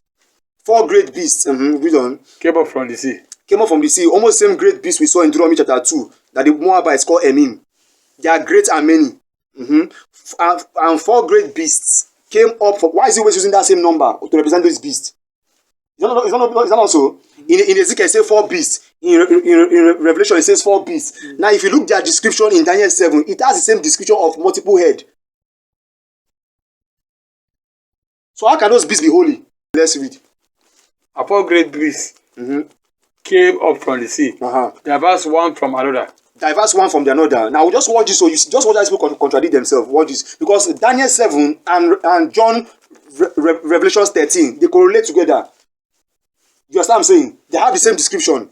So how can John now write that these beasts are holy before the Most High is throne, singing holy, holy, holy, Lord God Almighty?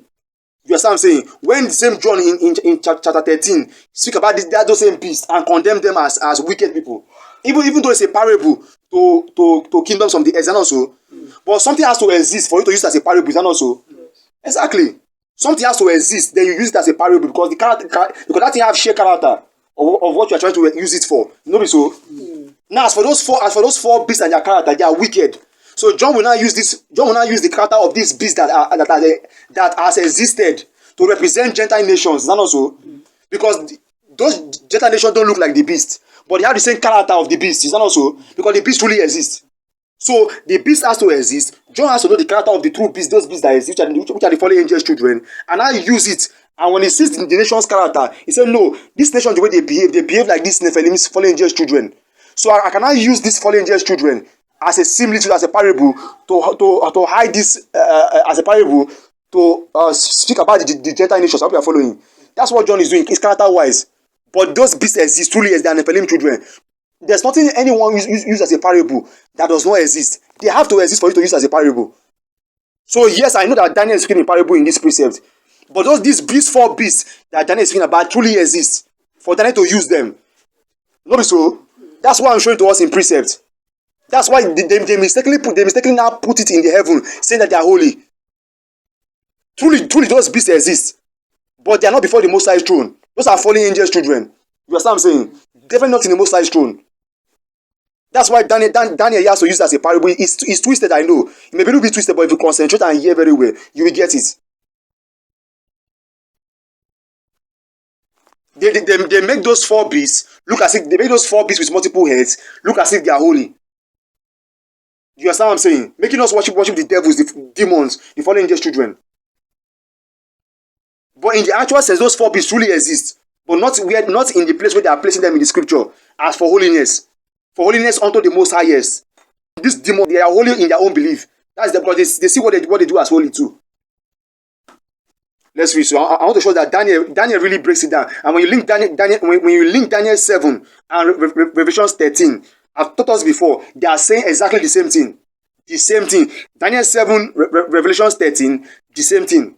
So how can John say that thing? How can John say that thing, which we will look in a moment in Revelation 13, and say something different in Revelation 4 about four beasts? Read. The book of Daniel chapter 7 verse 4. The first was like a lion, and had a goose wing. I beheld till the wings thereof were plucked, and it was lifted up from the earth, and made stand upon the feet as a man. I made upon the feet as a man. What verse? Verse 4. And a man's heart was given to it. Verse 5. And behold, another beast, a second. And behold, another beast, a second. Like to a bear. Liking unto a bear. Liking unto a bear, but it's not a bear. Do you see that? And behold, another beast, a second, like to a bear. Liking unto a bear. I can like this beast to a bear, but it's not a bear. So it's part bear, part something. You see that? The same thing John was talking about in Revelation 4. And the first beast was like a man, and the second beast was like a lion, and the third beast had the face as a man, but it's not a man. And behold, another beast, a second, likened unto a bear, two lion-like men of Moab. From their loins downward, Joshua 36, from their Joshua 36, 28 to 32, from their loins downward is as a man. It's likened unto a man. From their loins upward, some has the appearance of bear, some has the appearance of kephas. Like the tail of a duchy fat. Likened unto, but it's not complete. It's part that thing they're explaining and part something else. Because these are the fallen angels create their children through crossbreeding or hybrid. Whom the Roman Empire are worshipping. And now inject into our records because they glorify those gods, those deities, those demons, those angels. That's why you have them glorifying angels in our scripture. They hide Lucifer name under Lord. and to worship Lucifer in the scripture. Then all these Nephilim and fallen angels, they hide them as cherubim and seraphim. Do you see what they are doing there? For people to praise them. Now you have all these celestials saying cherubim and seraphim as their temple, as the name of their church or name of their temple. Eh? A denomination naming their church names cherubim and seraphim here in Nigeria. So they make people worship all these creatures, not knowing that the original creature behind those names are actually the Nephilim, which is what we are teaching now about the four living wonders. Those things are not holy, and they don't have connectivity with the highest power, the most highest himself, not the most high, but the most highest himself. Read.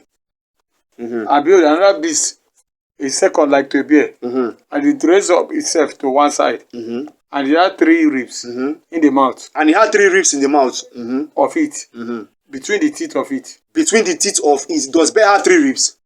So why is it deformed? Bears have canine, I know that.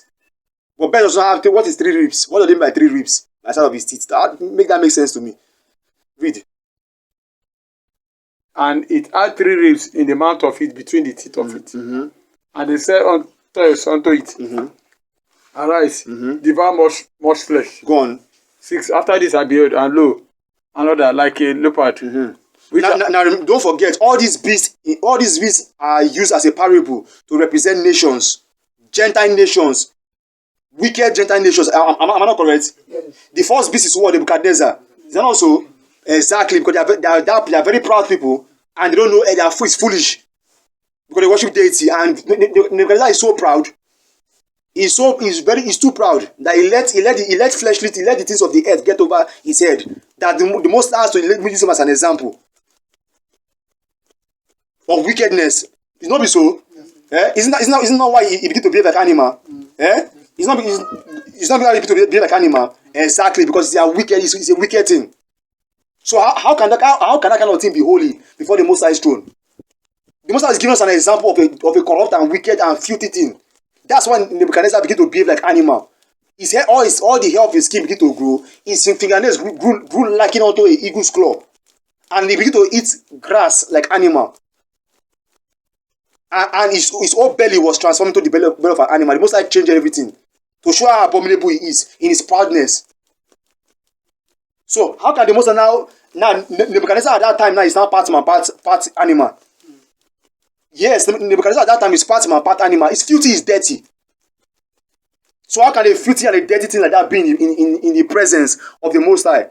Now some may say, where is that precept? Go to Daniel 4 and take out time and read it. Daniel 4 from verse 28, take out time and read to 32. 7 years or 7 times passed before Nebuchadnezzar until he realized that the Most High dwelleth in the heavens and the earth, and he giveth power to whomsoever he will. Humble yourself. If you don't know anything, learn from those that know. So the Most High will lift you up properly. Many people in this world that you think they are rich are actually poor. So don't say, oh, I have money, I'm rich. Yes, you're rich. You have the money, you are rich, but you're not okay.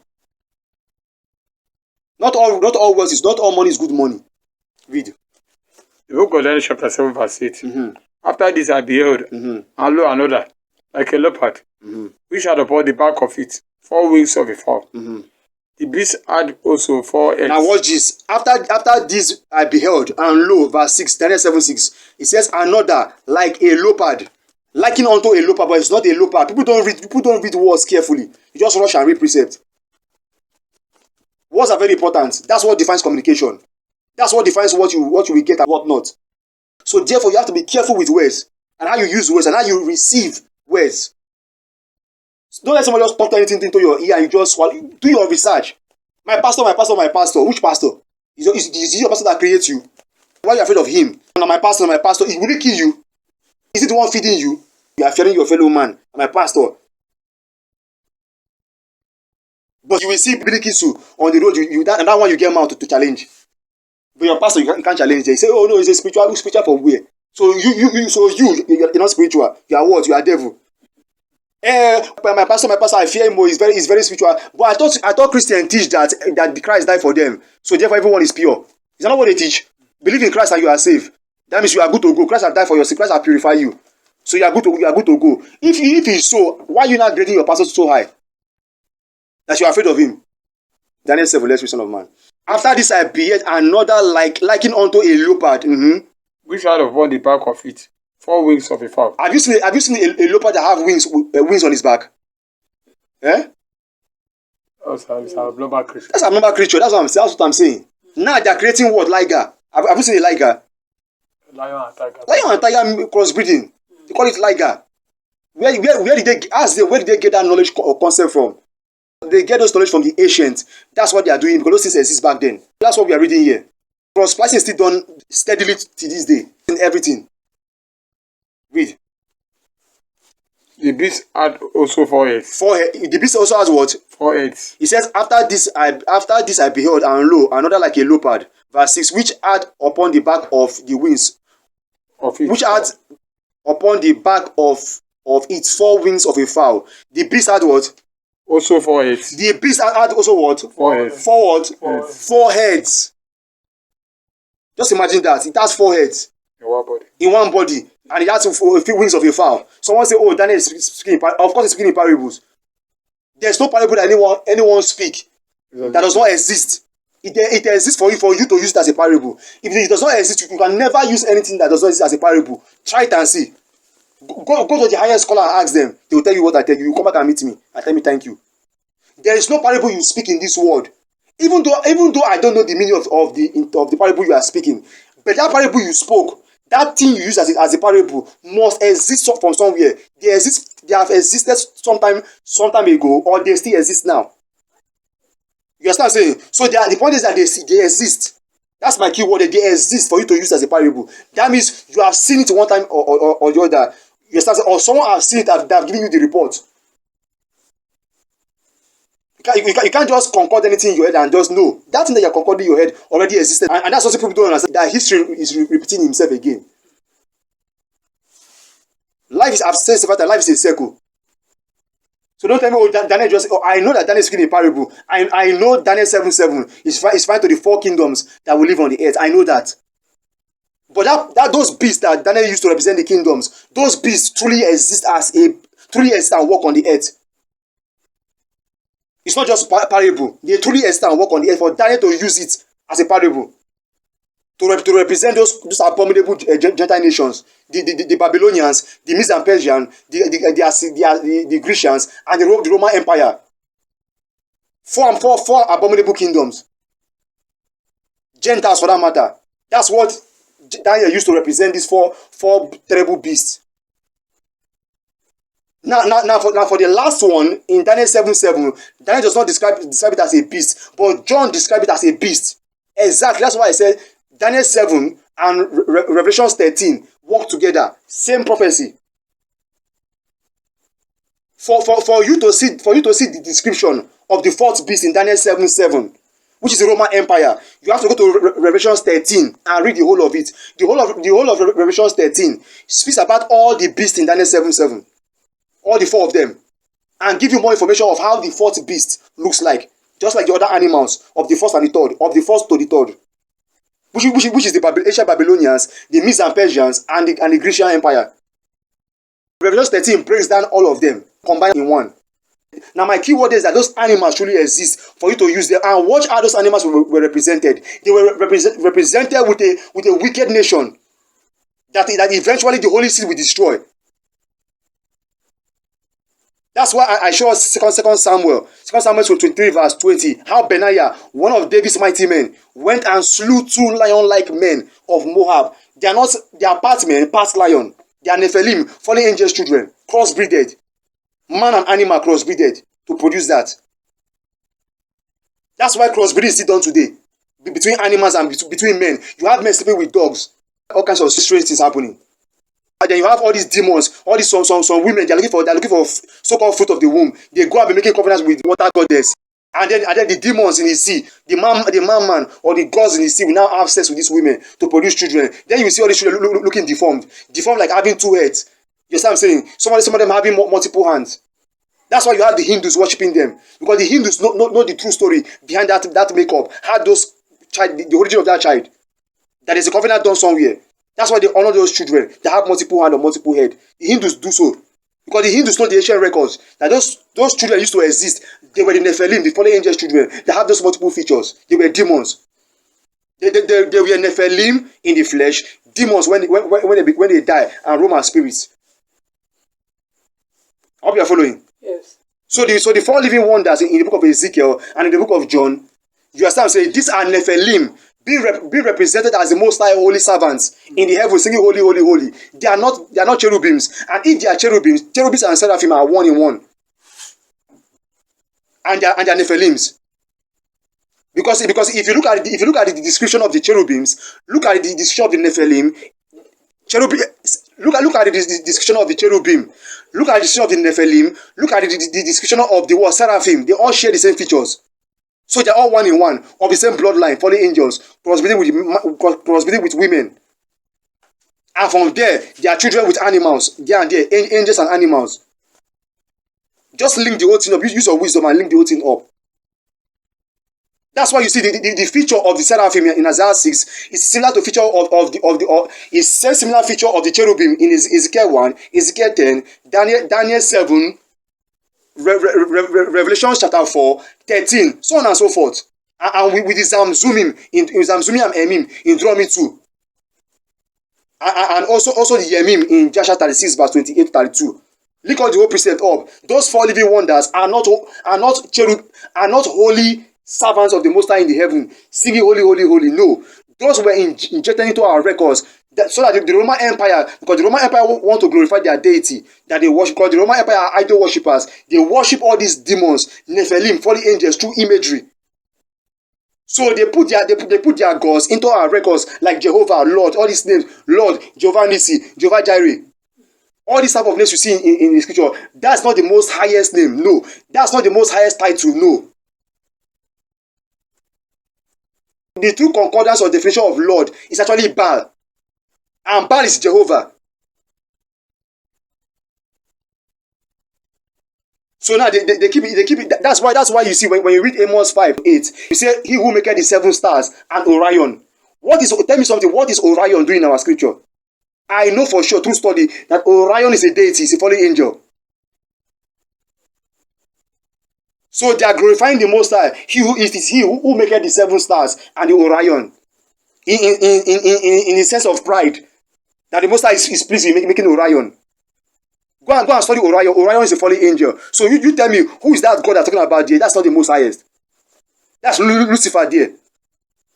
The Most Highest is there, but whom they are glorifying more in that precept is Lucifer himself, the fallen one. But the Most Highest is still there, is present there. But you have to figure it out yourself. That's why the Most High says, many shall run to and fro, knowledge will increase. And that's why the Most High warns that they will add into our records and they will take it out. In so many precepts, the Most High make mention of it. Proverbs 30 verse 5 to 6 is there. Deuteronomy chapter 4 verse 2 to 3 is there. Revelation 22 from verse 18 to 19 is there. The book of Enoch chapter 104 verse 10 is there. And they will add some things here, and they will take out some things here. Alright. Let's go. Daniel 7 verse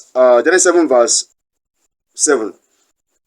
Daniel 7 verse 6, the completion of it. It says, the beast had also 4 heads, and dominion was given to it. 7, let's go. That is Roman Empire. Verse 6 is the Grecian Empire. So verse 7 is the Roman Empire. Let's go. After this, I saw in the night visions. After this, I saw in the night visions. And behold, a fourth beast. Dreadful and terrible. A fourth beast, dreadful and terrible, is terrible. Just like how Joshua described those great and terrible animals. Joshua 36 verse 28 to 32 described those great and terrible animals that Anna saw, son of Zibeon, don't be so, in the wilderness of the people. In the Bantu land, in sub-Saharan Africa, read. So it says, and a fourth beast, dreadful and terrible, yes. And strong exceedingly. And strong exceedingly, yes. The Roman Empire are strong exceedingly because the Most High gave them that power to do so. Because our people will transgress. Read. And it had great iron teeth. And the what? And it had great iron teeth. It devoured and break in pieces, and stamped the residue with the feet of it. And it was diverse from all the beasts that were before it. And it was diverse from all the beasts that was from it. Now, let's see what that was before it. Now let's see what this beast is. Now let's go to Revelation 13 verse 1. Let's go. The book of Revelation 13 verse 1. I stood upon the sand of the sea. And I stood upon the sand of the sea. Where did Daniel saw his vision? It's not at the sea. Eh? First. Good. And I stood upon the sand of the sea. Read on. And saw a beast rise out. And saw a beast rise up out of the sea. The same way John saw beast coming out of the sea. Read on. Having 7 heads and 10 horns. Having what? 7 heads and 10 horns. Having what? 7 heads and 10 Having horns. 7 heads and 7 different heads and 10 on one. Notice he say a beast. I saw a beast, one animal. So this is the last empire, the Roman Empire, that John is speaking about here. He said, and saw a beast having 7 heads and 10 horns. Read on. And upon his horns. Now, why would a beast have 7 heads and 10 horns? Because John know to write that this thing usually used to exist physically in the flesh, to use as a parable to represent the Roman Empire and the division of our kingdom. How should we split our kingdom into countries as we are seeing today? As you have Germany, France, Portugal, you start saying Spain, Sweden, Switzerland, and Bulgaria, Norway, Germany, Poland. You understand all these various countries. So she split our kingdom, Great Britain, American. That's what Daniel represented by it was diverse from the other that were before it. So I'm breaking it down to you here. Read on. Let's go. The Roman Empire here, the fourth beast. So this Roman Empire, by translation, as the fourth beast, but the real beast here is actually the animal that usually used to exist, that John used as a similitude, as an epithet to represent the Roman Empire based on character. Read. And upon his heads the name of blasphemy. Verse 2. And the beast which I saw was like unto a leopard, and his feet were as the feet of a bear. Let me ask you a question. The Bantu people, are they not one? Eh? They are one. Originally, are we not supposed to be just one nation? Yes. Eh? Are we supposed to be diverse? Exactly. That's what the Most High is trying to let us understand. You see, all these Gentile nations, they are split from each other. They are different. They can't stay with each other. So therefore, they have to divide themselves and form their own belief, their own custom of knowledge. This is what we were imitating. That's why the Most High send us to them. Now they now divide us. What did they do? How did they divide us? They send us to slavery throughout the world, 4 winds of the earth, and split us into the kingdom of their dominion. But the Most High originally bound us as one stick in his hand, as one nation with one mindset towards him. Not all this diverse splitting. No. These nations, they split themselves and have different customs.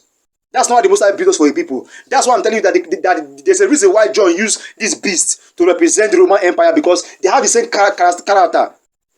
They are confused people. They are diverse in their mindset, in the wicked sense. They are not united.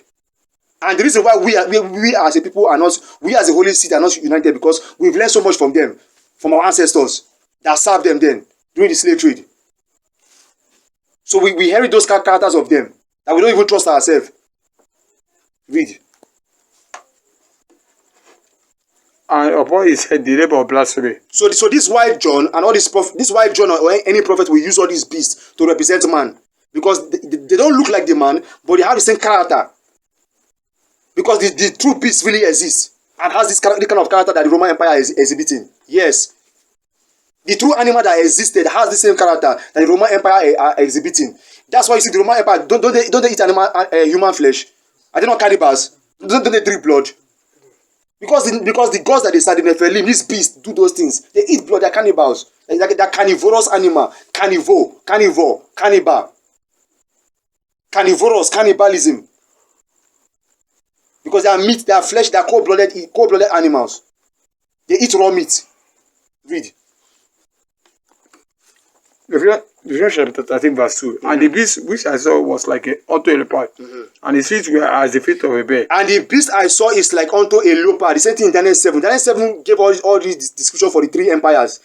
John break it into one beast. Now the last empire, the Roman Empire has accumulated all the wealth of all the beasts in Daniel 7 verse 1 to 6.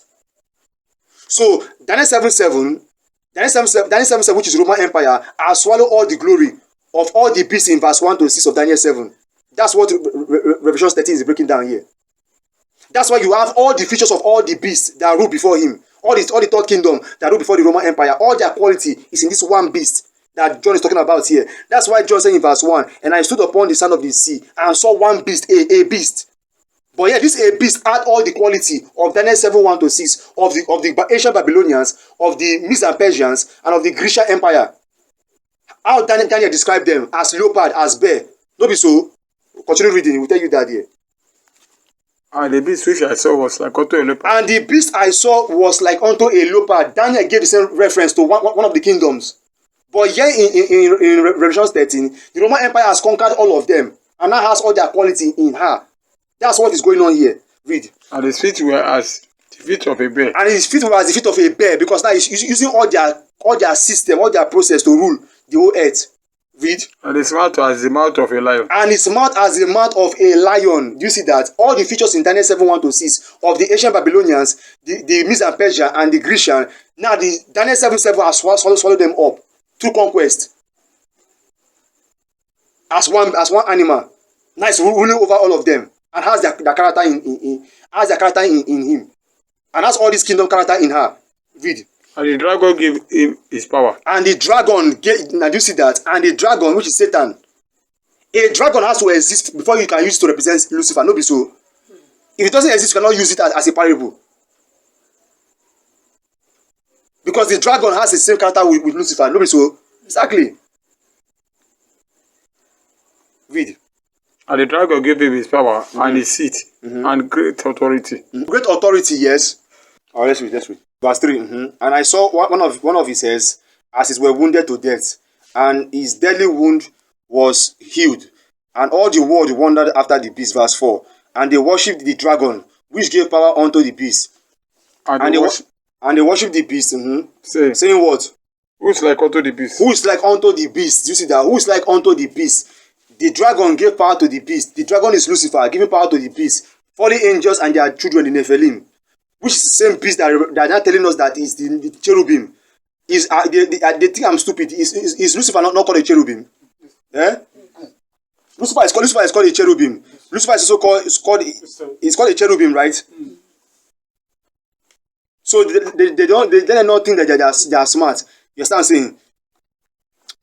Those things that are there, whatever they are called, whether they are cherubim or seraphim, all I know for sure is that those things that are there are demon. They are Nephilim, the fallen angels' children, who did not say that they are the Most High servants, screaming holy, holy, holy in Revelation 4. They don't do none of those nonsense. That holy, holy, holy in Revelation 4 verse 6 to 8. Those things are not the Most High's holy servants. No, they are not the Most High's mahak. They are not the Most High's messengers. Those things are fallen angels' messengers. The ones that are causing destruction on the earth. The ones that when they used to exist, they are cannibals and they are reckless and they are radical. You understand what I'm saying? And when Enoch says they do not eat and they did not eat and they did not do this, it not means that they did not eat anyhow kind of. They did not eat the type of food that normal men eat because they are cannibals. The way Enoch described them. Read. And they worship the dragon, which gave power unto the beast. And they worship the beast. And they worship the beast, which represents the Roman Empire. The Roman Empire. You understand what I'm saying? Which is the last kingdom on the earth. Who has the same character of the original animals that used to exist, which is used as a parable that John is using here. Read. Saying, and they worship the beast, saying. Now some people may say, oh, John did not write this. John did not write it as beast. Whether John did not use it as beast or John used it as beast, there is no creature, whether it is John that writes it or John is not John that does not write it. There is nothing used as a parable that does not exist. Just take note of that. They have to exist for you to use as a parable. Read. And they worship the dragon which gave power unto the beast. And they worship the beast, saying, yes. Who is like unto the beast? Who is able to make war with him? Who is able to make war with the Roman Empire? The beast here is the Roman Empire, the last beast or the last kingdom. Okay, the dragon represents Satan, who gave the Roman Empire his seat to rule in his place. To set, you understand what I'm saying? To rule in his place, in his own law, in his own system of government. That's what he's saying there. He gave him his seat, meaning Satan gave this Roman Empire his system of government. How he wanted it to be controlled or done on the earth exactly. That's what he's saying here. And that system of government is still existing to this day. The Roman Empire, whether anyone like it or not, the Romans are still ruling the earth. If you like say that the Roman Empire is no longer existing, that's your business. The Roman Empire are still ruling the earth. How are they ruling the earth? They split their kingdom into various countries, including the Vatican, number one. You understand what I'm saying? The Vatican number one, all these countries you see that I've mentioned, all these European countries, they are all one seed, one blood, they are all one. They are all the Roman Empire's offices or government or provinces. I hope you are following. All right. And let me also say this: some of those, many of those powers that are sitting on top there, they are Nephilim. That are ruling they are Nephilims. That ruling as either president. Some of them are the lower Nephilim ranking of their children. Because there's great to everything. The Rothschilds, the Rockefeller, the 13 blocks, those are Nephilims too. They just look like men. They're not men. The angels have learned how to mastermind their science, to create their gene or their chromosome to look exactly like us. No longer that tallness used to see. Alright, let's read. And there was given unto him a mouth speaking great things. And there was given to him a mouth speaking great things. That's why you see in our record, this same beast, the Roman Empire, this same beast, the Roman Empire, who translate our records, are doing exactly that. What Lucifer tells it to do. Speaking great words. These are blasphemies. Speaking great things and blasphemies, exactly. Blasphemies, And power was given unto him to continue 40 and let's go. verse 6. And he opened his mouth in blasphemy against the Most High. And he opened his mouth in blasphemy against the Most High. You see that? To blaspheme his name. To blaspheme the Most High's name, which they've done in our records here. Let's go. And his tabernacle. And his tabernacle, the Most High's presence, as they are telling you, the cherubim, those things that they call cherubims are actually holy. When we know that they are Nephilim. Read on. And them that dwell in heaven. And them that dwell in the Most High's presence, the angels that are there, they are blaspheming. They're not for blasphemies to lie. That's blasphemy. When you blaspheme means you lie. You are witnessing what is not true. That is blaspheming. That's exactly what Lucifer told the Roman Empire to do. Under Catholicism. And all these other denominations, the Methodist, the Lutheran, the Pentecostal, the Seventh-day Adventists, whatever they are, the Latter-day Saints, the Jehovah Witnesses, the CNS, Cherubim and Seraphim. You understand what I'm saying? The Mormon, and all these various Pentecostal denominations. So these are the blasphemy or lie against the Most High. So to add all these lies in the scripture is not enough. They now hire teleprompter readers. They hire a spokesperson to come and present their monologue in front of the whole world, as they do with presidents. Same method. As the same they do with politics, they do with religion. Same method. And let's read. Verse 7. And it was given unto him to make war with the saints. Do you see that? And it was given unto him to make war with the saints. How will he make war with the saints? He will lie against the Most High. What the Most High does not ordain, he will tell you that is the Most High. Like you understand what I'm saying? They say Christ and Jesus. The next thing they say, the Most High's messengers are cherubim or seraphim. We are all learning every single day. And as we learn, we apply to what we learn, to what we know before. That's how to grow. But you see all these Christians, they will know something, they will stay one place. They will hear, more information will be revealed to them. Instead of to grow from it, they will sit in that seat where they are. You understand what I'm saying? It's not what people do in their business. Don't people want to grow in business? Eh? So you want to grow in your own, you want to grow in your carnal business, but when it comes to the things of the Most High, you are feeling lazy.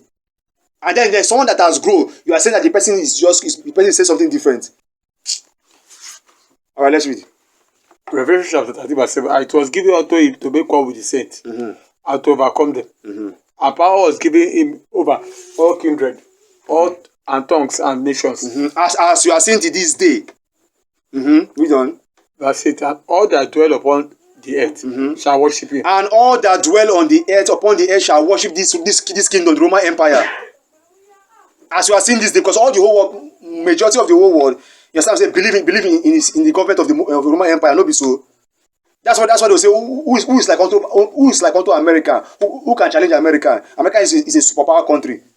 That America, who owns America is not Roman Empire. Eh? Now let's read. Verse 8. And all that dwell upon upon the earth shall worship him, whose name are not written. And all those that dwell upon the earth shall do what? Shall worship this beast, this Roman Empire, whose name is not written in the book of life. Whose name is not written in the book of life. Of the Lamb. Whose name is not written? I don't know what I mean by lamb. Whose name is not written in the book of life? Slain from the foundation of the world. All those ones, the Christ is not a lamb. Let's read on. If any man have ear. If any man do what? If any man have ear. If any man do what? If any man do what? If any man do what? If any man do what? If any man have an ear. Let's go. Let him hear. Let him do what? Let him hear. Read on. Read that leadeth into captivity. He that do what? He that leadeth into captivity. He that do what? Leadeth into captivity. He that do what? Leadeth into He that lead into captivity. He that do what? Leadeth into captivity. Shall do what? Shall go into captivity. Shall do what? Shall go into captivity. Shall do what? He that killeth with the sword. He that do what? He that killeth with the sword. Shall do what? Must be killed with the sword. Here is the patience and the faith of the saint. Okay, if there be no question, shalom everyone. Alright, all praise to the Most High. The King James Version, the book of Revelation 22 verse 10. And he said unto me, seal not the sayings of the prophecy of this book, for the time is at hand. He that is unjust, let him be unjust still. And he which is filthy, let him be filthy still. And he that is righteous, let him be righteous still. And he that is holy, let him be holy still. And behold, I come out quickly, and my reward is with me, to give every man according as his work shall be. Blessed are they that do his commandments, that they may have right to the tree of life, and may enter into the gates, into the city. For without are dogs, and sorcerers, and whoremongers, and murderers, and idolaters, and whosoever loveth and maketh a lie. And the spirit and the brass say, come. And let him that heareth say, come. And let him that is athirst come. And whosoever will, let him take the water of life freely. The grace of Sunini and Nini Samanda be with us all, and we all say, so be it. Come, Yeshahala. Ka. Tabarat. Wahalo. Kadash. Haya. Shamka. Sunini. Nanini. Walo. Awalamjam. Walo. Awalamjam. Bahashem. Insindisi. Aisha. Shamayam. Waharataza. Alashadia. Tawada. So be it. Come, Yeshahala. Come Abantu. Come Shala. Come Abantu. Everybody, take up his one. Abantu is one. Shalom one. All praises to the Most High. All praises. All right.